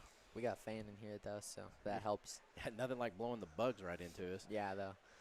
But if you're out there watching, appreciate your you contributing to our viewership. And if you're interested, and you like it, please go ahead and hit like down underneath on YouTube. Subscribe to us. Every time we put one up, you'll get a reminder, shout out, letting you know that we're going to have a game. We will be televising, or at least we're looking to televise at Potosi next week out of town. I'm pretty sure we'll be able to find a booth there. They have a pretty good facility in the back on there. So just got to talk with their coach and athletic director and see if they can accommodate us, which I'm pretty sure they can. So then after that, we come home, and I believe that's the Valley game? Come home Central. Oh, Central game. Valley. Central and Valley, yeah. 2 back-to-back home games for St. Gen at home, as they've played. This will be their second game on the road as they started their season opener at home. But Potosi next week will be their third one on the road. They'll be ready to come home by then. Oh, yeah. And if they can somehow squeak by here, that puts them in pretty good position at 3-0 to enter into Potosi, who always gives them fits, and maybe make a run going into really the meat and potatoes of Park Hills and always the dangerous Valley, who's very good and skilled and they have a lot of discipline and they play well. The coach there has been there for a while, and so it's always a challenge and fun to watch. Hometown rivalry is at its best, I guess. That's the game everybody looks forward to. Absolutely. And if you want to visit our website, just go to sgdragons.org. Go to the high school website part, and you'll see in the middle a icon or a little piece out there that says SGHS Sports Stream. Click on that, and it'll take you to everything you need for sports at St. Gen. We got our rosters, schedules, podcasts where we talk to some of the players, coaches. We have blogs where we write on the current what's going on with St. Gen athletics. Just a number of things that are out there that are available for you, and it's kind of like a one-stop shop, hopefully, or that's what we're trying to make right now. To that. So, and we also want to send a shout out to Caitlin Crump, who's business class. I mean, they made our shirts. Yeah, fire shirts. Yeah, they are awesome. I mean, we're loving them. I got to give props to Broden. He helped design that front, and it was really sweet. Oh yeah. And so cool design. Her and her crew was able to put it together for us, and they're really sharp. So we want to shout out to her. Good quality stuff. Oh, yeah. And on the home games, she's basically been out. And we've only had one home game, but she's out there with her shirts, and they are making them on demand right there. You just pick out the design, and they put it on there. So pretty impressive, for St. Gen getting some good experience, right? I really like the idea, bringing them out pretty much to the field just right there. Different from last year, and definitely sales are going up because of that. Oh, and I know they were slammed last time. I don't think they thought they would get as slammed as they were, having something like that out there for them to do. But it was definitely something that I think they enjoyed it. Yeah. They were worn out before it was over, but Really? it'll be interesting to see what they do on the next round with Park Hills coming up. So it looks like St. Jen's going to take the field here, and so is Kennett, as we set up for the initial kickoff here to start the second half. Kennett trailing by 14. St. Gen been in pretty much control so far. They haven't done anything too outrageous to rock the boat and get behind here. Yeah.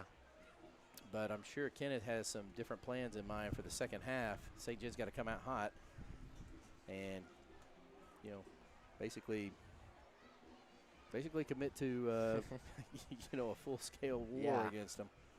So things are going to get interesting here in this half. And Ottens with a kick, a little short kick. He's going to go to the 20-yard line and sit. Having some confusion on who wants to pick it up. Running back picks it up, number 4, Nick Fonda, before he's tackled on the 30-yard line. And that is where Kennett will take off on the 30-yard line of St. Gen to start the half.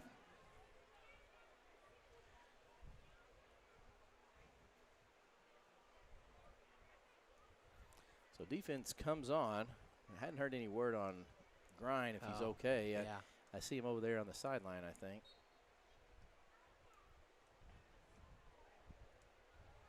He's number 6. We'll see if he comes out. So Kennett goes to work, handoff to the halfback in the middle. He gets hit right at the line and is pushed back and no gain as St. Gen comes out strong on the first play as Kennett goes 2nd and 10 on the 31-yard line. Great job there by the defensive line, getting on it, getting through, breaking the line, and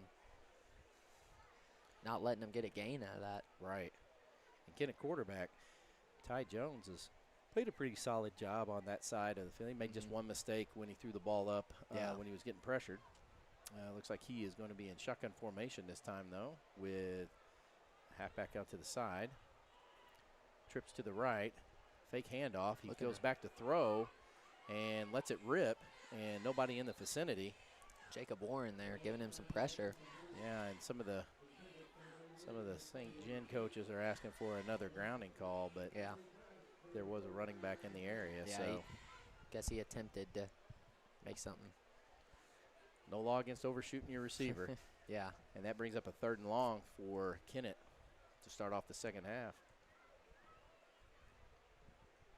St. Gen did pretty good on coverage on that play when they came out as he rolled to the right and had containment.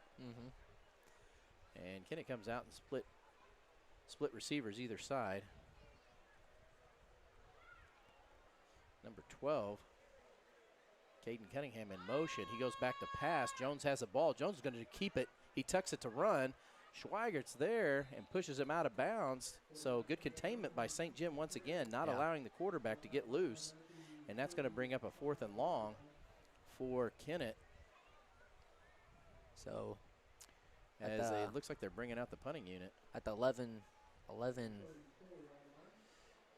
to go, 4 and 6. Looks like the Indians will try and punt it down the field.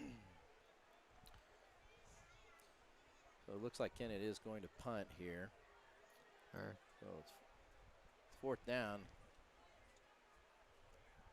Ball's on the 34-yard line, and the ball is hiked, and it's up.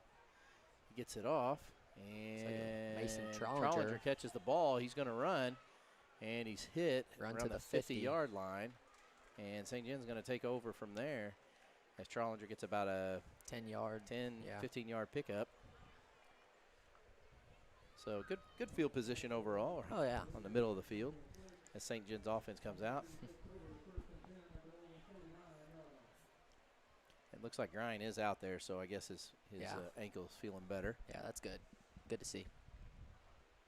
So St. Gen comes out. Looks like they're going to overload to the right, or overload to the left, I should say, with one receiver to the right. Otten's shotgun formation. And Ferrano follows him right up the middle, pushing through. It's just a craziness. And Ferrano breaks through, getting dragged by his jersey. Yeah. And great run by Ferrano, who picks up about 20 yards after initial contact as he just follows his blocker straight through, and he's patient and just keeps pushing him through. Just, kind of stayed behind his blockers whenever he was trying to find an opening, and he found it and took it. Great read there. And a good job, too, of holding on to the ball. Oh, yeah, because he definitely had some Indians swiping at it. Yes, he did. Ferrano under the center here. Grind in motion. Ferrano keeps the ball.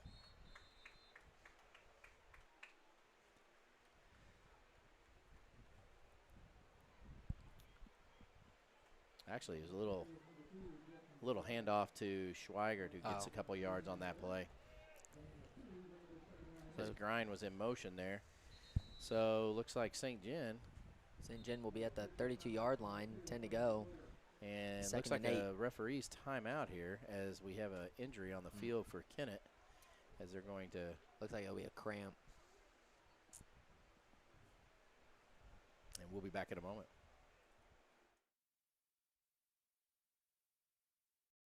Welcome to another night of SGHS Sports. Before we get to the action, let's talk about the team behind our broadcast, Ciro's Family Restaurant.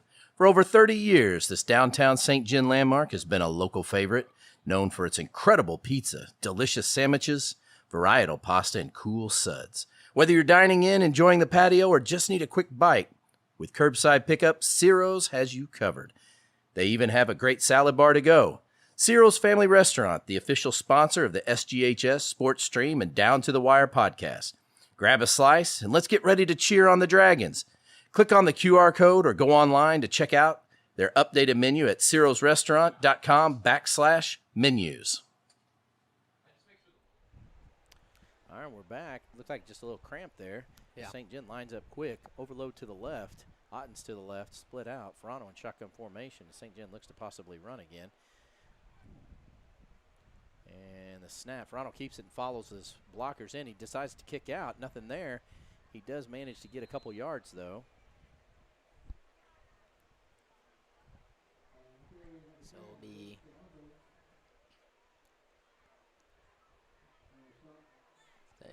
So that'll bring up a third down. Yeah, it's going to be 3rd and 5. 5:20 to play. In the third quarter, if you're just tuning in, St. Gen's up 14-0 right now. Otten's over to the left. Trip receivers over to the right. Ferrano shotgun formation with Schweigert in the backfield. And he gets the handoff to Schweigert, who goes up the middle. He's wide open. He's finding room. He's still on his feet, still bouncing around. And he goes down around the 10-yard line. So good pickup by St. Gen. And Justin gets a good run there. About a 15, 20-yard run. Great job by the O-line opening things up for Schweigert to slip through and find a path to gain 20 yards maybe out of that. And Justin takes the ball up to the 12-yard line of St. Gen as they line up again with trips to the right. And looks like two receivers to the left. Ferrano open backfield as they spread formation here. Roth in motion, and the snap. Fake handoff to Roth. Ferrano Quarterback keeper. He goes up the middle and picks up about 5. So great job there by Ferrano with a fake and then keeping it. And they're having a lot of trouble on this drive containing the running game here. Yeah. And St. Gen's just kept it on the ground, and they're just pounding away. Looks like they got same formation. Well, no, trips to the right, Otts to the left. Schweigert's in the backfield. Shotgun formation for Ferrano. Ferrano gets the ball, hands it off to Schweigert. Schweigert's hit immediately in the backfield and dropped at the line of scrimmage. So it's 2nd and 5 on the 8-yard line. Or I should say 3rd and 5 on the 8-yard line. So St. Gen can still pick up one more first down. Yeah. And even though it says 3rd and 5, they're still going to go for it if it's a 4th down anyway. So as St. Gen lines up, they got Grimes spread to the right. Otten's to the left. I formation. Shotgun, Ferrano. Fake handoff, throws inside to Ottens, and it's just not there. Yeah. Good defense and just throws it a little in front of him. So that's going to go to a 4th and 5 on the 8-yard line with 7:13 left to play, or 7:31 left to play in the third quarter.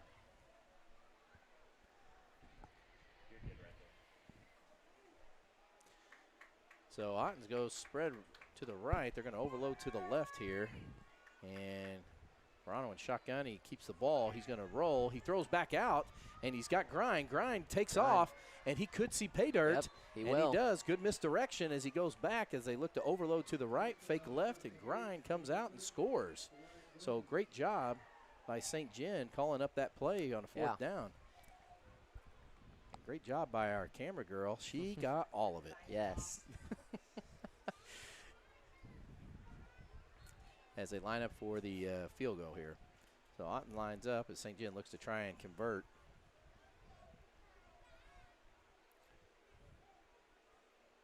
Snap is out. Good hold. Ball is up. And go through. It looks like it went through. And St. Gen converts, and the score now goes to 21-0 as St. Gen has a commanding lead in the third quarter of play after their first possession in the second half. So great job getting back to the basics right there on that one. Great way to, like, kind of break that little, funk both teams were in. Couldn't really find much happening on the offensive end. They just kind of traded back and forth. So great way for the Dragons to start the second half. Yeah, and defense came out, put a solid hit. It was 3 and out, and offense took over on the 50-yard line, and they just marched all the way down. They threw basically one pass, and that one was like a misdirection, and it was a quick pitch out to the left side on a fake run to the right, and they were able to catch the Indians off guard there as St. Gen lines up to kick. On the kickoff here. There's 7:23 left to play in the third quarter. St. Gen up 21-0. So St. Gen looking to add more to their coffers here as they line up to kick and put a stop to the defense as Ottens goes in motion, hits it up. Received about the 10-yard line and tackled quickly. Nice job by number 23, Colton Brace. Came up and hit him on the 20-yard line. Yeah. So only got about a 10-yard run, and down he went. So out comes the defense here for St. Gen, looking to try and control the game here as they've been doing so far. And Broden, if you're Kennett right now and you've seen St. Gen keeping the ball on the ground, you got to be thinking, well, all right, every possession they have, they're going to be burning clock. Yeah. So every possession we have has to be that much more important to scoring. Yeah, I 100% agree on that. They're definitely a little more rushed considering we just scored, and it's up 21 now, 21-0. So they're definitely really wanting to try and score here. So Kennett comes out in shotgun formation. Hollywood in motion. Fumble on the snap, and it's back under the center. I think And Hollywood was able to down. jump on it. So now that was a kind of a, I guess the ball got there before the quarterback saw it coming, and that'll bring up a second down. As looks like Kennett had spread things out, 3 trips to the right and 1 to the left, and their halfback went in motion. And I think when he went in motion, the quarterback turned his head, and the ball was snapped and hit him right in the hands and went right down. So I don't know what they're talking about here. I think they're just filling in Coach Pope on what the call was. So Kennett has 1 receiver to the left, trips to the right. And halfback, Nick Fonda. Shotgun formation, Jones. St. Gen lines up. It's 1st and 10 on the 21. I guess they're replaying that down as a fake pass. And the quarterback gets loose, and he's on the outside. And good run by Jones, who makes it almost to the 50-yard line on that run. And that's the first significant run of Kennett's tonight. Oh, yeah. As they open up on the offense, and you can hear a little bit of the crowd over here starting to open up too. Yeah. So it's the 46-yard line, 1st and 10, 7:04 left to play. St. Gen up 21-0.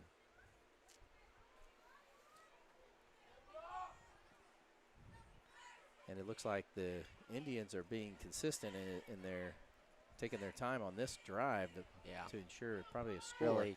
They have a split receiver on the outside, overload to the left, in motion, handoff to Hollywood, who's hit and dragged down by number 9, Mason Trollinger.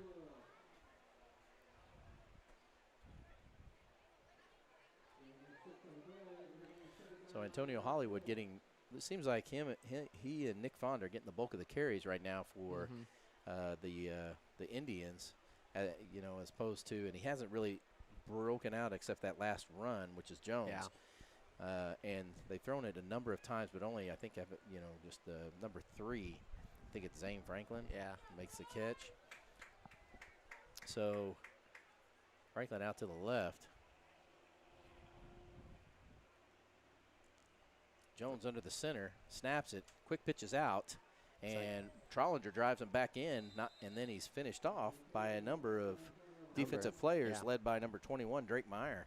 So great containment on that one. Oh, yeah. And that kept it to a 3rd and 4 right now. And very manageable for St. Gen defensively to try and stop this on the 49-yard line. If you're the Indians at this juncture, even though you're still in the 3rd quarter and you're down by 3, you also have to think about how many more possessions you're going to have a shot at. Oh, yeah. So do you go for it on a 4th down if it's close? I think you probably do, but I mean, I'm not the coach. You know St. Gen's going to run it and kind of waste some time, so you definitely want to make the most out of it while it's early on in the second half.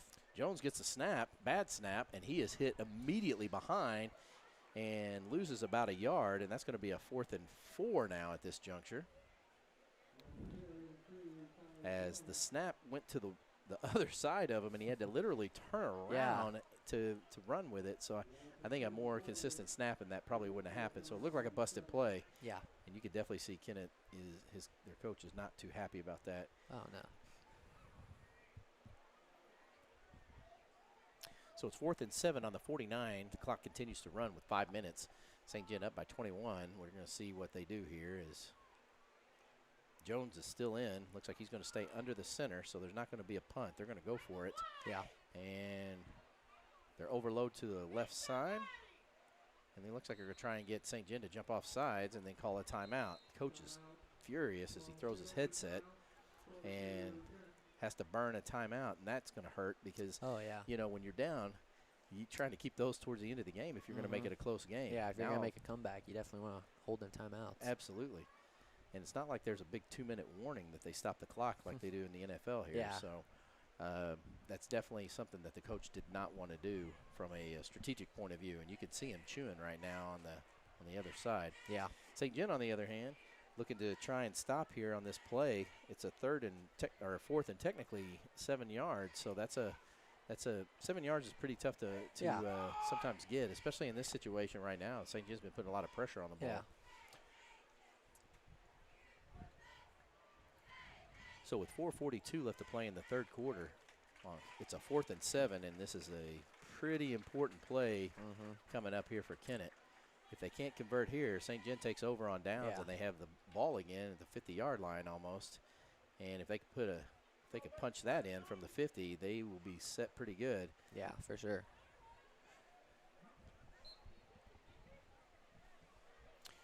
So Kennett comes out with 2 split to the right. 2-back trio in the back. Quarterback under center. Snaps it. Fake pitch. He's going deep. He lets it fly. And it'll be caught. It gets by number 1, Anthony. Colton Brace. And that's a touchdown right there. 50 yards.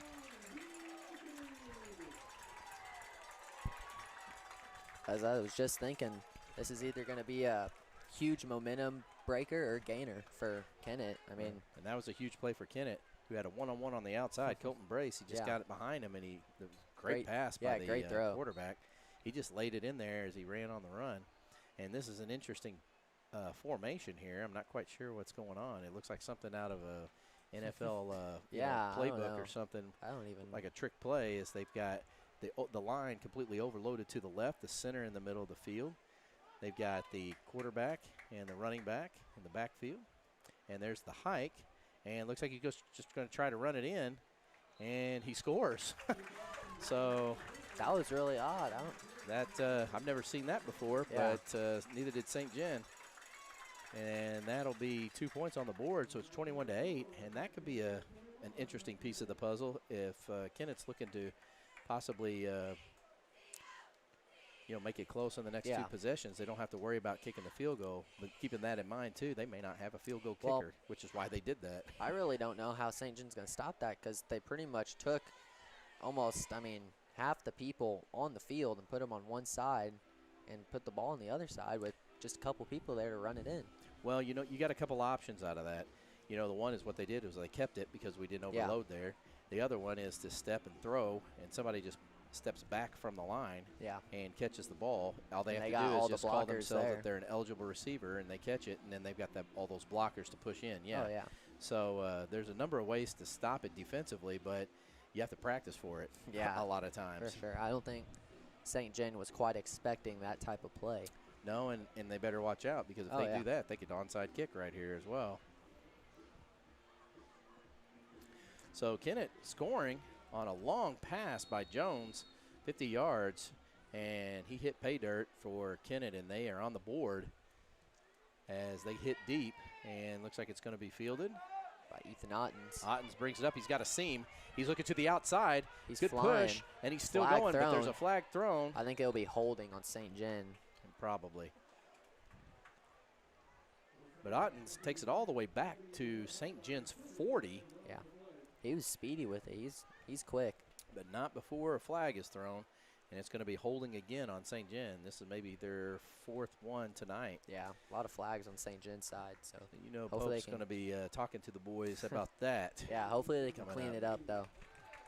So the holding there negates the run, and they'll spot it back on that location from the holding and run it back the 10 yards. So the 33. It might be. Well, they do it from the spot of the foul, which looks like that's where he's at on the 26-yard line, 27. Picks it up, and he goes 10, and this is where we'll start from. So it looks like St. John's going to start from Kennett's 18 instead of their own 40, and that's going to have a definite momentum change there for the offense. What was looking at like a good field position here for him. So St. John comes out of the huddle here, and it's 21-8 right now with 4:21 left to play in the third quarter, and Kennett starting to make it a game here.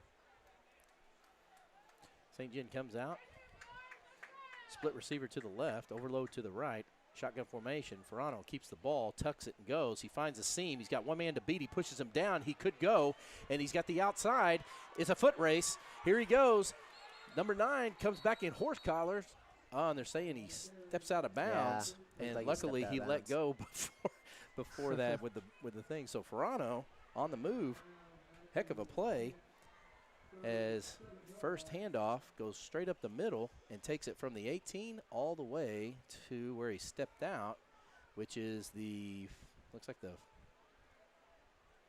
36-yard line. So St. John making up the difference real quick in that running play with 4:10 left to play. St. John up 21-8. Ferrano just ran quite a few yards down the field.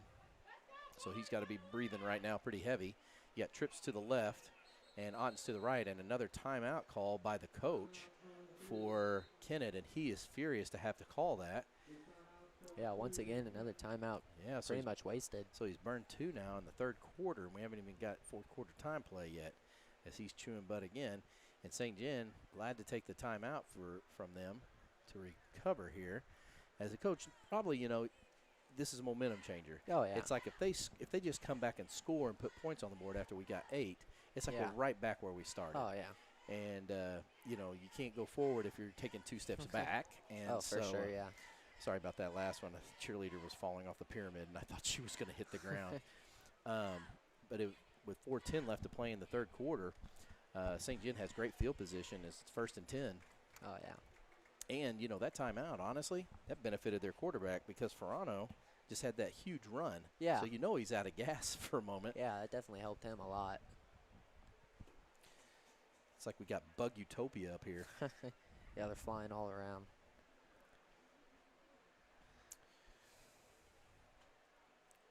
So looking at the current standing with St. John being 2-0 right now, We got about 440 views That's going great. on right now with 123 concurrent. So thanks for showing up. Yeah, shout out and all the supporting. viewers.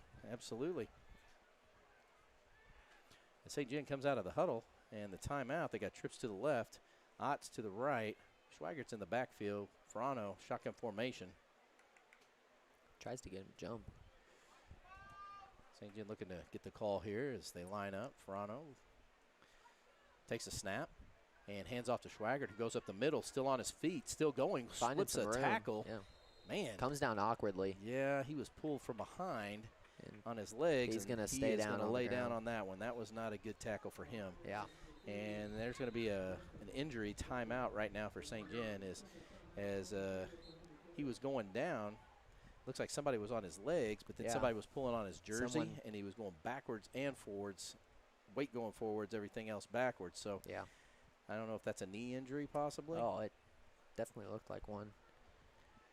So we'll be back in a moment.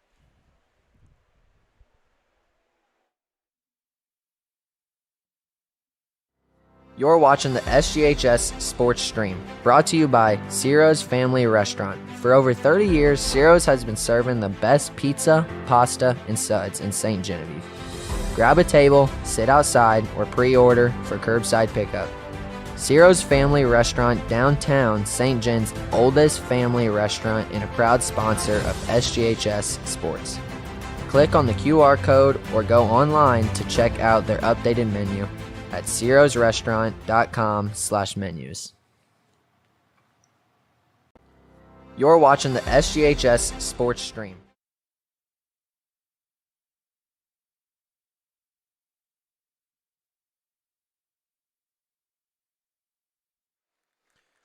All right, so it looks like he's up and walking. So I think he just got a little bit of a stinger there. Yeah. And the way he landed, which was awkward, probably hurt a little bit. So, Yeah. But he's up and walking off the field, so that's a good sign that they're going to have to come up with a replacement. Which they definitely got plenty of running backs to replace him with. Yep. So at least we're good in that category, even though he's definitely a valuable player to have on the field. So it looks like Cameron Vogt will take over the handoffs here, or at least the halfback duties right now, as the ref's talking to Ferrano over there on the field as they figure out and they get him Schweigert off the field. So looks like St. Jen's got trips to the left, Otts split to the right, and Vogt in the backfield with Ferrano, who's in shotgun formation. Ferrano looks it over, takes the snap, looking to throw, and he's flushed out, throws a little dump pass off to Cameron Vogt. Speedy little guy, runs off to the 10-yard line.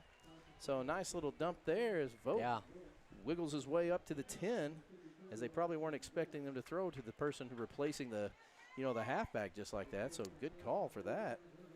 And St. Gen moving the ball, and that'll be another first down on the 12-yard line. 3:45 left to play, 21-8. St. Gen knocking on the door again. Yeah. And I'd say Cameron Vogt's another one of those underrated, sneaky quarterbacks. He'll get through and just sneak right past you. Really hard to tackle. Yeah, he's got a low center of gravity. Oh, yeah. You can't hit high. Got to hit low. Ferrano, Yeah. overload to the right. Snap, he takes the ball, and they just absolutely overload and see this one coming.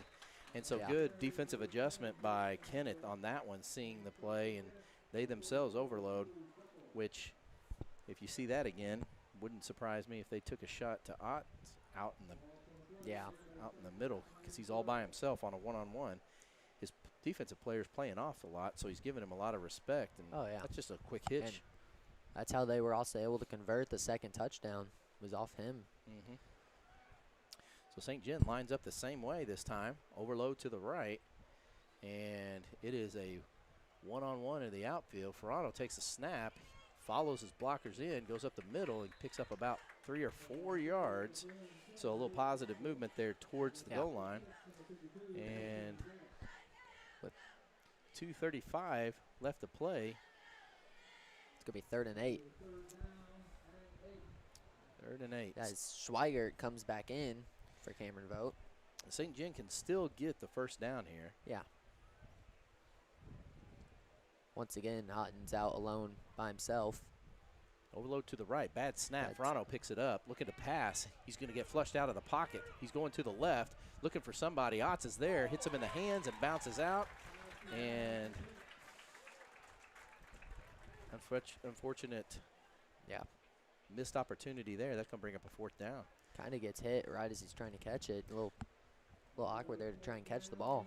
Great job by Verano, who got flushed out of the pocket and wasn't able to keep the play alive as they were kind of coming down on him.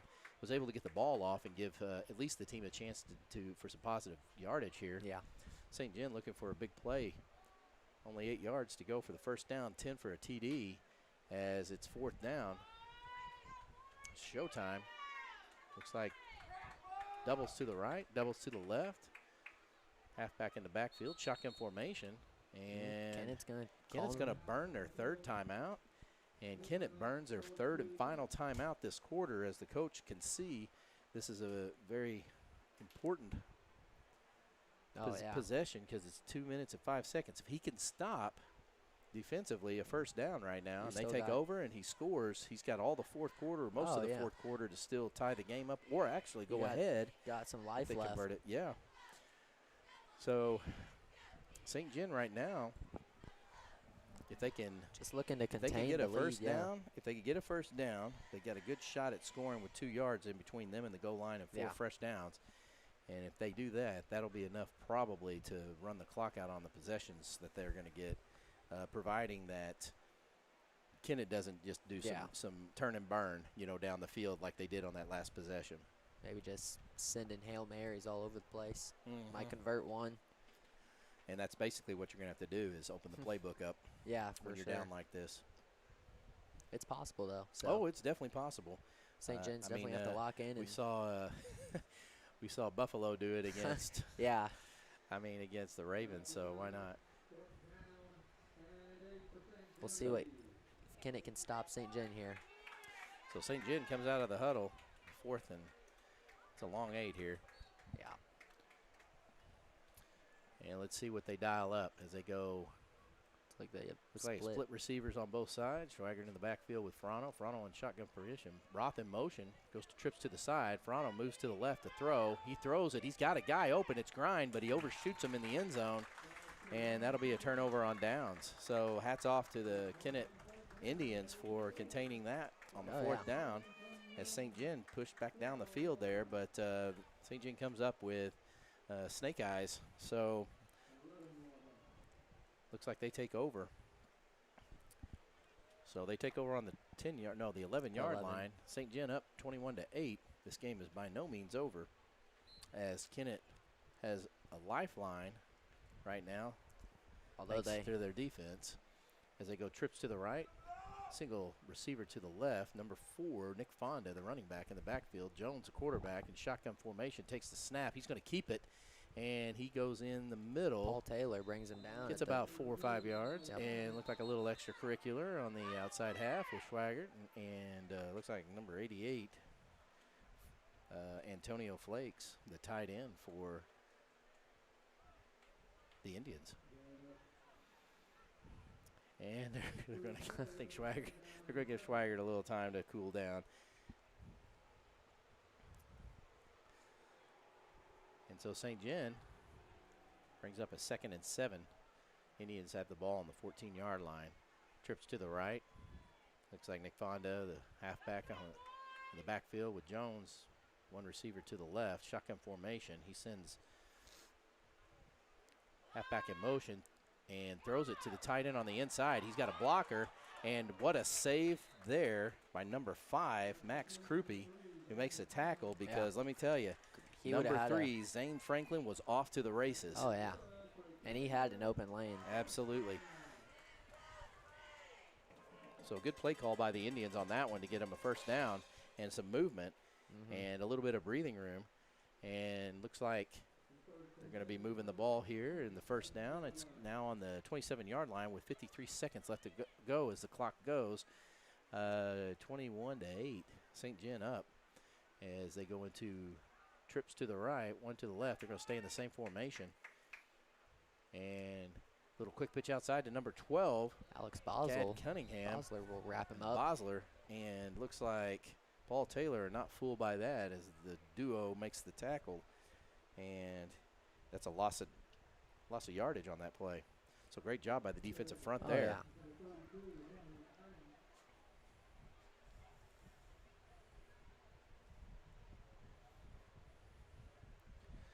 At St. Gen, it's 2nd and 12, and I got a feeling the Indians are content to let this clock run out with 10 seconds left and not snap another play, force something in. Shot clock over at 11 seconds, so I think they'll just let the clock run, be content, and we're going to go into the fourth quarter with 21-8.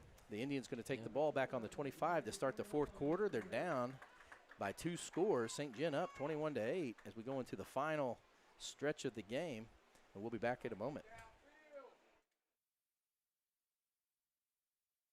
Team, and that's why we are so proud to partner with Ciro's Family Restaurant, a downtown tradition for over 30 years. Ciro's is the perfect place to celebrate a win or just grab a great meal. From their famous pizzas to fantastic pasta and savory sandwiches, they've got all the fuel you need to get loud for the Dragons.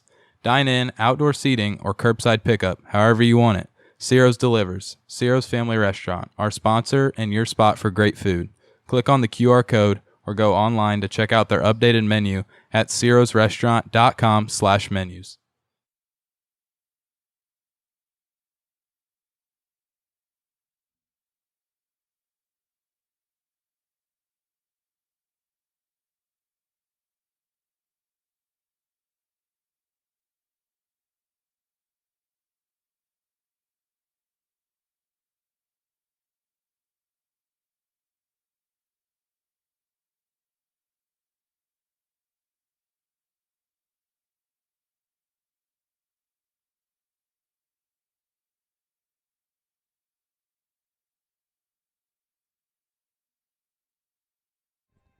All right, we're back coming out of the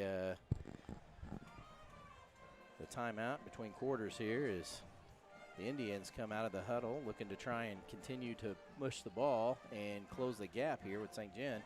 St. Gen up by 2 scores right now. If you're just tuning in, it's the top of the fourth quarter. I should say the beginning of the fourth quarter, 21-8.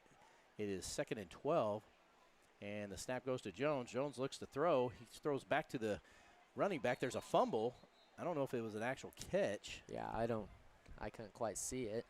I think he threw back in, and the running back was hit at the moment he got the ball, and he never caught it. So that'll be a 3rd down and 12 as the Indians look to try and find another play to move the ball. Good job by St. Gen overloading the line, not falling victim to that.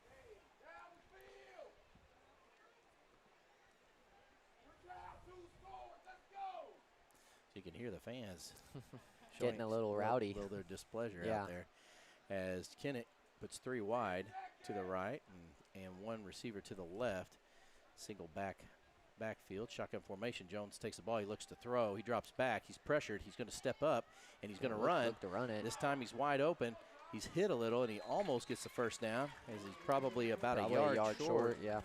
So great job by Jones. And there's a penalty flag there, and that's going to be an unsportsmanlike, no doubt, as the play was over and then the flag was thrown. So words must have been exchanged, and I got a feeling that's going to be on St. Gen.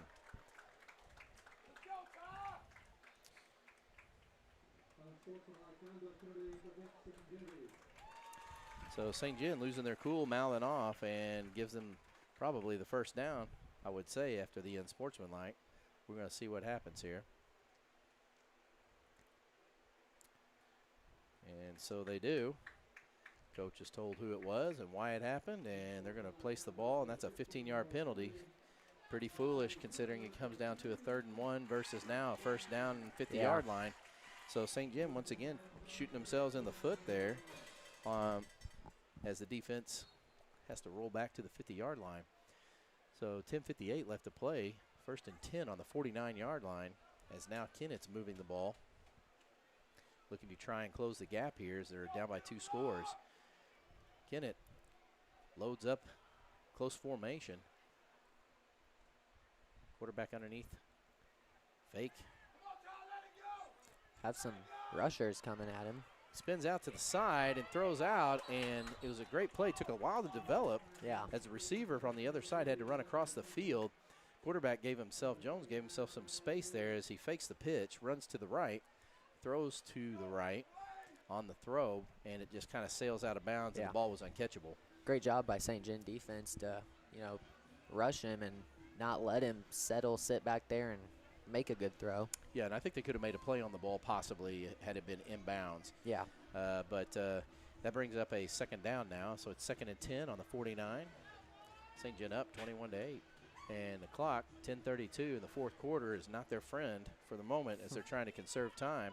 Kennett down, needs opportunity to put their hands on the ball. They might get it a handful more times as the ball is snapped to Jones. Jones doesn't see the pressure, gets hit after the throw.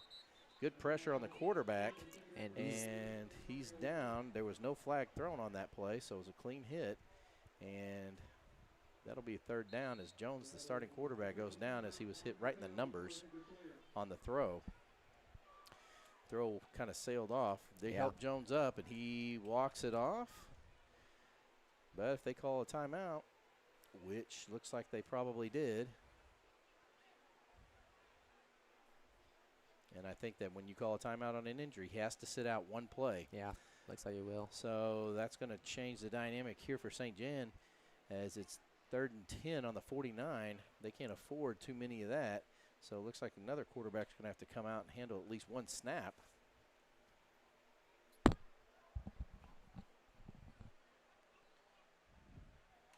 And it looks like that's going to be number 18. Number 18. Sam Porterfield. He's a sophomore. So we'll find out if he's getting any snaps on JV because this is his first time to come out tonight. And it'll be interesting to see what Kennett calls. Well, it looks like they may allow. That's Hollywood. So he comes out. The coach is trying to. Number 18's out. Direct a few things here. Yeah. As it looks like it's a water break call after that. So they're letting them have a little bit of a break here as both sides get to talk it over, get a little water and hydrate.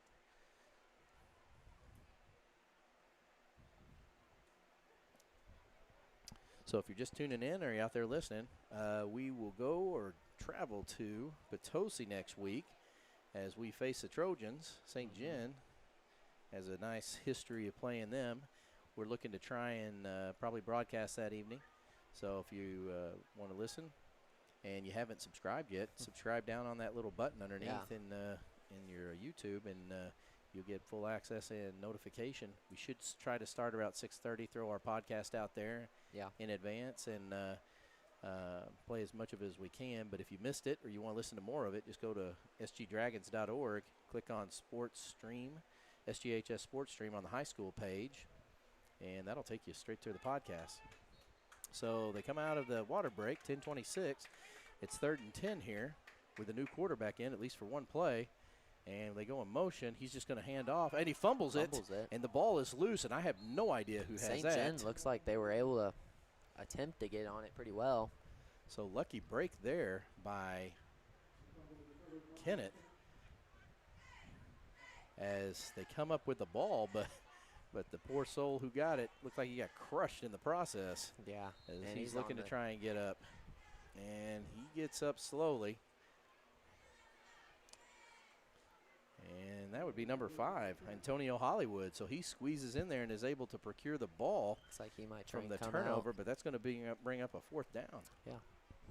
So things not going the Indians' way, injuries and just can't move up the field. Well, your key piece of the puzzle, which was your quarterback for one play, and then the one who came in fumbles the handoff. Yeah. That's not a good sign, but looks like Jones is back in, and it's 4th and 11 here, and St. Gen has a great opportunity to stop him. And have great field position.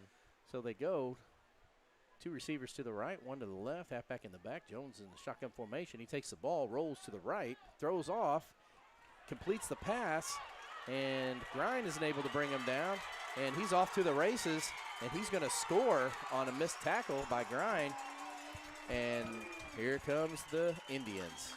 Second touchdown for him. Yep. Once again, a 50-yard touchdown. So both times Jones on a 4th down goes deep, hits somebody, and they take it to the house. And that brings things within one score, which changes the whole dynamics of the game. Let's see what they set up. Looks like they're going to have the same setup. Let's see what St. Gen can do about it. It's kind of interesting to watch. So if you're St. Gen and they set that kind of play up, I would imagine that whoever's standing up there on the line just shoot it as fast as they can on the hike. Yeah, looks like It looks like they're going to line it back up for a field goal. And if this lines up correctly, this could be a 1-point game. Tough snap. Ball's up.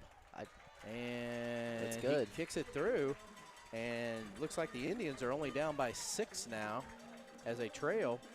St. Gen, only 1 score up,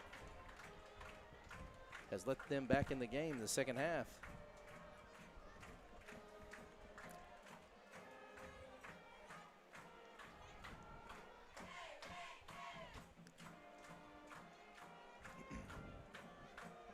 So with 9:36 left to play, it's 15-21.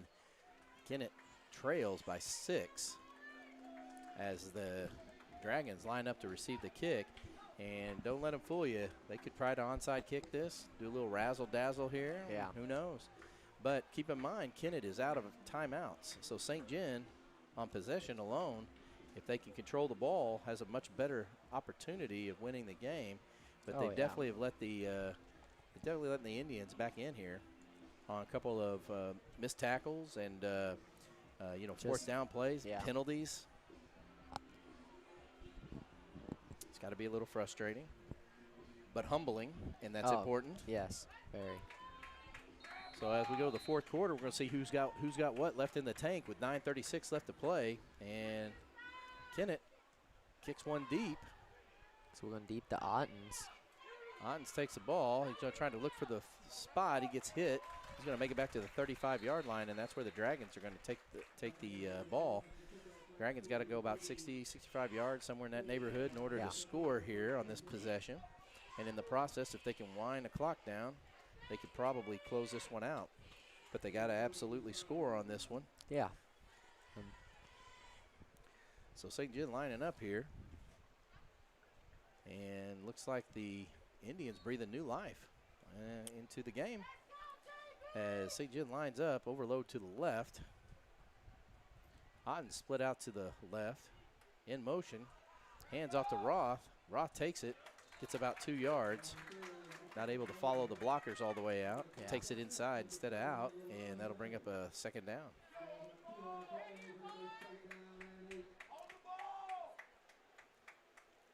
St. Gen content to let the clock run right now as they are in no hurry. Oh, no. Definitely don't want to give the Indians any time to work with. No, and it's possession ball, as long as you can continue to move the ball forward every down, you should be okay. But it's 1st and 10 as looks like Roth barely made it to the line of scrimmage. That can't be right. As direct snap to Ferrano. Ferrano follows him through. Make it a little bit farther. So that'll bring up a 3rd down and about 4. And that'll put the ball on the 41-yard line. 8:31 left to play. If you're just tuning in, the score is 21-15. St. Gen in the lead right now, but slowly diminishing quickly as it's a big 3rd down for them. 3rd and 4. Split back to the left. Oh, and there's motion on the line, it looked like, for Kennett, and that is going to be a false start, and that could give St. Gen the first down. Looks like it. And it will. It does. So St. Gen manufactures one on a penalty. You could tell the Indians were shaking their heads on that one. Nice job on the hard count by Ferrano to get him to jump. Yeah. And St. Gen gets a whole set of downs here with 8:21 to go as the clock continues to burn. St. Gen up 21-15. Playing the long game here as they got trips to the left, single to the right. Schweigert in the backfield, shotgun formation for Ferrano.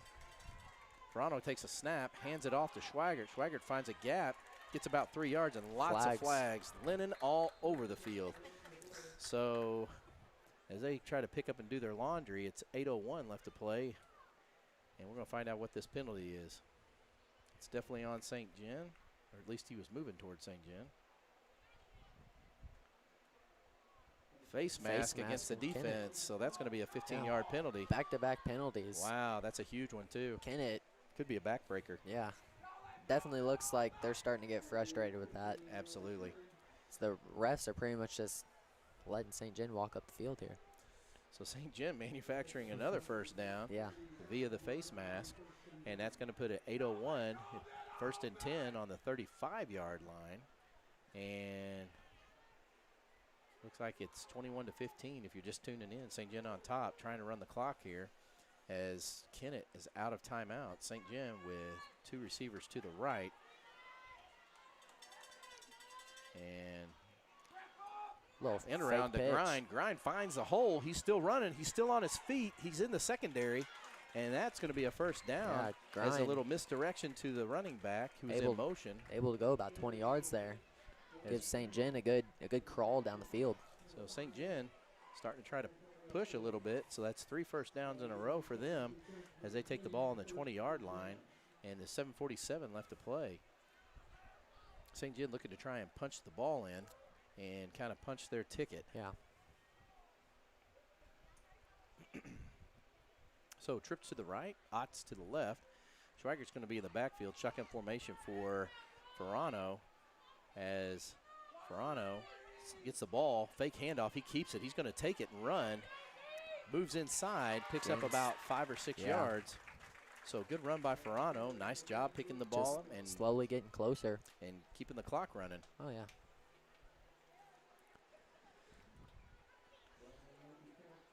So right now, flawless football by St. Gen on this possession with 7:02 left to play, 2nd and 5. And they're up 21-15, looking to try and extend that lead and make it a 2-score game with a team who doesn't have timeouts. Yeah. After they burned all of them in the 3rd quarter. St. Gen lines up. Tight formation, in motion. And another quick pitch to Grind inside. He goes inside and gets the first down and more as he hits the secondary. Gain another 15 yards out of that. It looks like that play is definitely working for him. Absolutely, as it looks like the Indians are starting to wear down. Oh, yeah. And I don't know if that's physically or if that's just psychologically or what. That's really going to hurt them because they don't have a timeout, obviously, I guess. Yeah, and that puts it on the 4-yard line now. It's 1st and 4. They got 4 plays to get it in. If they can punch it in, this could be it. I'd say their only option is to maybe like fake an injury, but you don't want to get caught with the refs on that one. So you got a receiver split on the right side, overload to the left, Ferrano in shotgun formation. I got a feeling he's going to keep it, try and punch it in behind the blockers. As he does, here he comes. He's pushing, like he's on his in. feet, and he's going to score again. So Ferrano successfully executes the quarterback sneak again. It's 6:08. Leads the way for St. Gen. And St. Gen punches some points on the board thanks to a couple of costly penalties by Kennett. That definitely put a halt in Kennett's comeback they were working on. Penalties will kill you. So St. Gen's going to stay on the field and try and convert 2 points just in case. No harm in doing that as they go into 2-receiver formation. Ferrano in shotgun. Schweigert in motion. Ferrano will keep it and run it right in. He just walks it in. So St. Gen picks up those 2 points, and it's now a 14-point game. So big 2-point conversion there by St. Gen to put them back on the board and give them a commanding lead with 6:08 left to play. St. Gen up 29-15.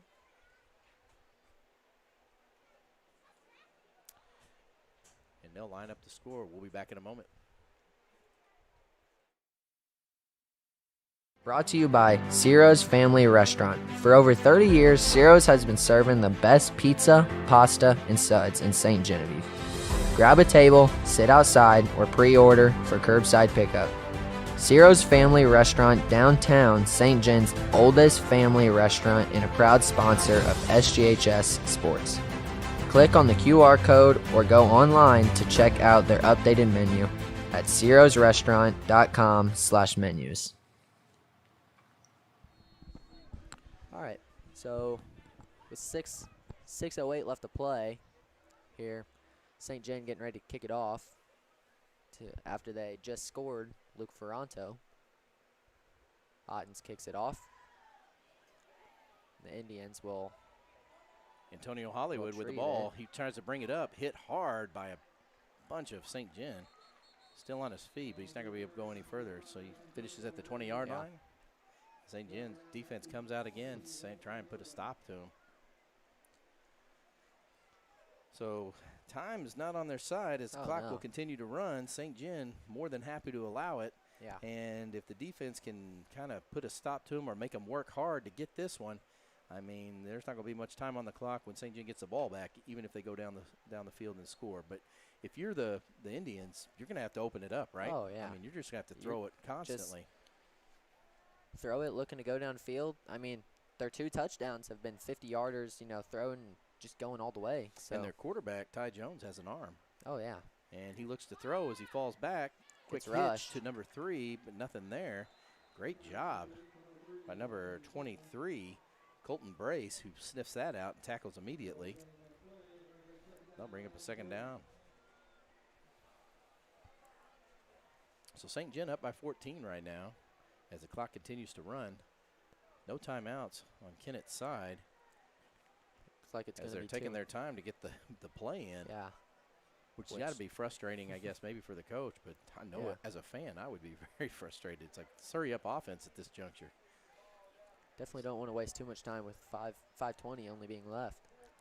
So Nick Fonda in the backfield with Jones, shotgun formation. Jones takes the ball. He's going to keep it. Quick pitch out to Fonda. Fonda finding some room, still on his feet, and finally brought down by number 58. Looks like it's going to be at the 40-yard line as Owen Huck. They gain about 15 yards there. So good run. Oh, yeah. As they anticipate, I'm sure, St. John's trying to anticipate probably a pass, but they're keeping it on the ground right now, and they're content to let the clock run with 5:06 left to play. St. John up by 14. You know that if they score, they're going to try to onside. That's 100%. Oh, yeah. Yeah, for sure. So St. John's just going to be careful and try not to make any mistakes. And keep them in bounds. Yeah.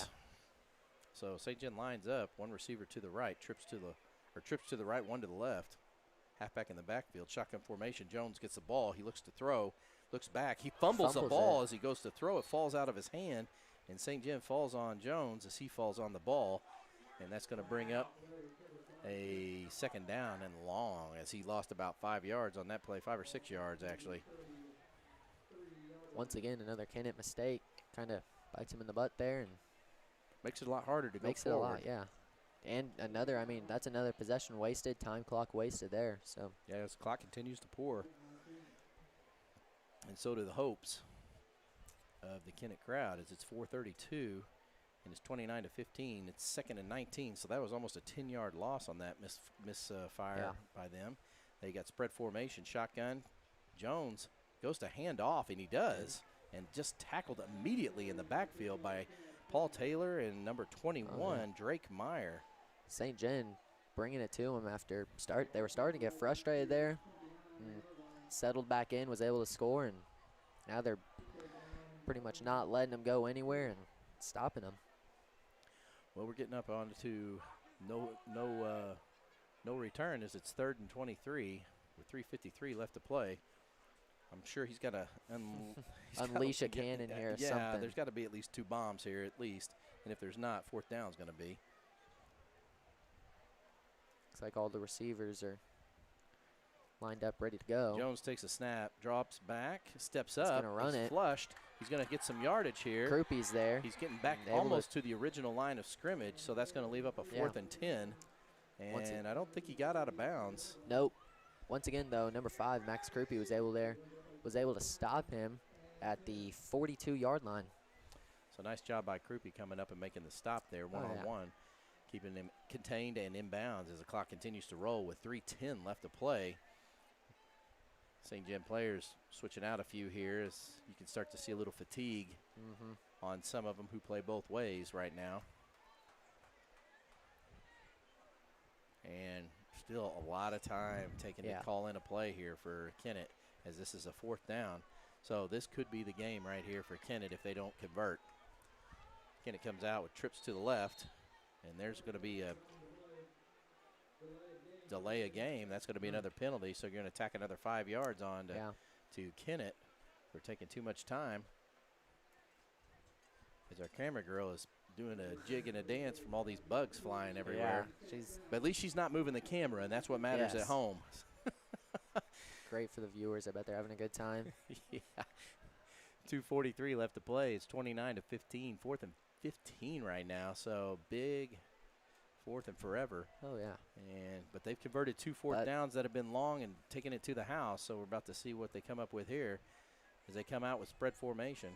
Jones in the shotgun, looking to throw here.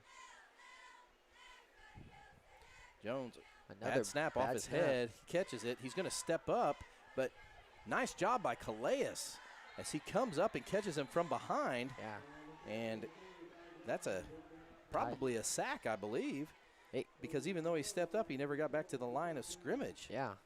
Good job by Caius there. Yeah. Caius Weaver. Caius Weaver. So Caius Weaver comes in, kind of the fourth down specialist. They like to bring him in and charge real fast. He's usually got his batteries all charged up, and that's going to bring in the offense for Ste. Gen. And Ste. Gen, no doubt, is going to sit on this and run the clock out. Ste. Gen can hold it for 2:30 here. So with 2:35 left, the Indians are powerless to stop the clock here. Ste. Gen just wants to keep the ball inbounds, not do anything silly and fumble it or throw an interception. They just run the clock down. And so it looks like Pope is going to run this down to about 1 second on the shot clock, call timeout, and then we'll do it again. Nothing too fancy. Nope, not at all. And that's going to be a timeout by Ste. Gen. We'll be back in a moment.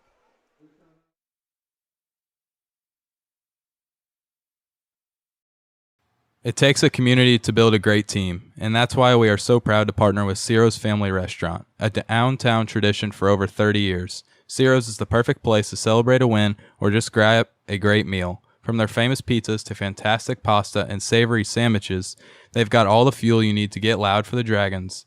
Dine in, outdoor seating, or curbside pickup, however you want it. Ciro's delivers. Ciro's Family Restaurant, our sponsor and your spot for great food. Click on the QR code or go online to check out their updated menu at cirosrestaurant.com/menus. It takes a community to build a great team, and that's why we are so proud to partner with Ciro's Family Restaurant, a downtown tradition for over 30 years. Ciro's is the perfect place to celebrate a win or just grab a great meal. From their famous pizzas to fantastic pasta and savory sandwiches, they've got all the fuel you need to get loud for the Dragons. Dine in, outdoor seating, or curbside pickup, however you want it. Ciro's delivers. Ciro's Family Restaurant, our sponsor and your spot for great food. Click on the QR code or go online to check out their updated menu at cirosrestaurant.com/menus. All right, we're back from the timeout. Ste. Gen lines up here. I think nothing fancy. 2:35 left to play. Yep. Close formation, shotgun. Ferrano's going to keep the ball. Hike. Quick pitch out to Grind. Grind gets into the secondary, still on his feet and going. And picks up about 12 yards. Yeah, 12, 15 yards maybe. And that'll be a first down for Ste. Gen, and they're going to move the sticks. Seems like every time they run that play, they get close to 15 yards. That's a really good play for them. Yeah. They're working a lot tonight. And Grind's done a good job on the inside pushing that out. Oh, yeah. So it's all done but the shouting almost at this juncture. So if you're just tuning in, Ste. Gen on top right now by 14. It's 29-15 right now. First and 10. 2:07 left to play in the fourth quarter. Thanks for tuning in. If you want to get more, click subscribe on the little subscribe piece over there on YouTube. Oh, yeah. And we'll give you some of our upcoming games as we head next to Potosi to take on the Trojans in a conference game, I believe, right? Is that how it works? So be a big game. We'll be broadcasting. We'll hope to be broadcasting. We'll find out soon enough, but we'll have it up on the What's Next Live for Ste. Gen. Yeah. If you want to see more of what we got to offer, just come to sgdragons.org, click on the high school page, and click on the SGHS Sports Stream, where you're going to get your one-stop shop for all the latest in what we're doing. Got blogs, podcasts, live. We've also got esports. If you don't know anything about that, it is actual sports, gaming sports that we have. Yeah. And we put those, they play live and practice on Mondays and Tuesdays and then compete on Thursdays. We kind of throw those up there so you can see them as well. You know, it's like one of those, I never would have, if I'd have been in high school, I never would have thought that would have been a sport or anything, playing video games. You wouldn't think so, but competitive video games anyway, and live, you know, just from the school. They made it. Yeah. So shout out to them. Absolutely. And they're in their fall season right now, so I think they only have about 8 players, JV and varsity, 4 and 4, but I do believe they expand in the spring. Yeah. I'm not quite sure how it all works, but I know they get rankings and things like that. Yeah. So it's kind of an odd thing, but a little interesting. Yeah, it is.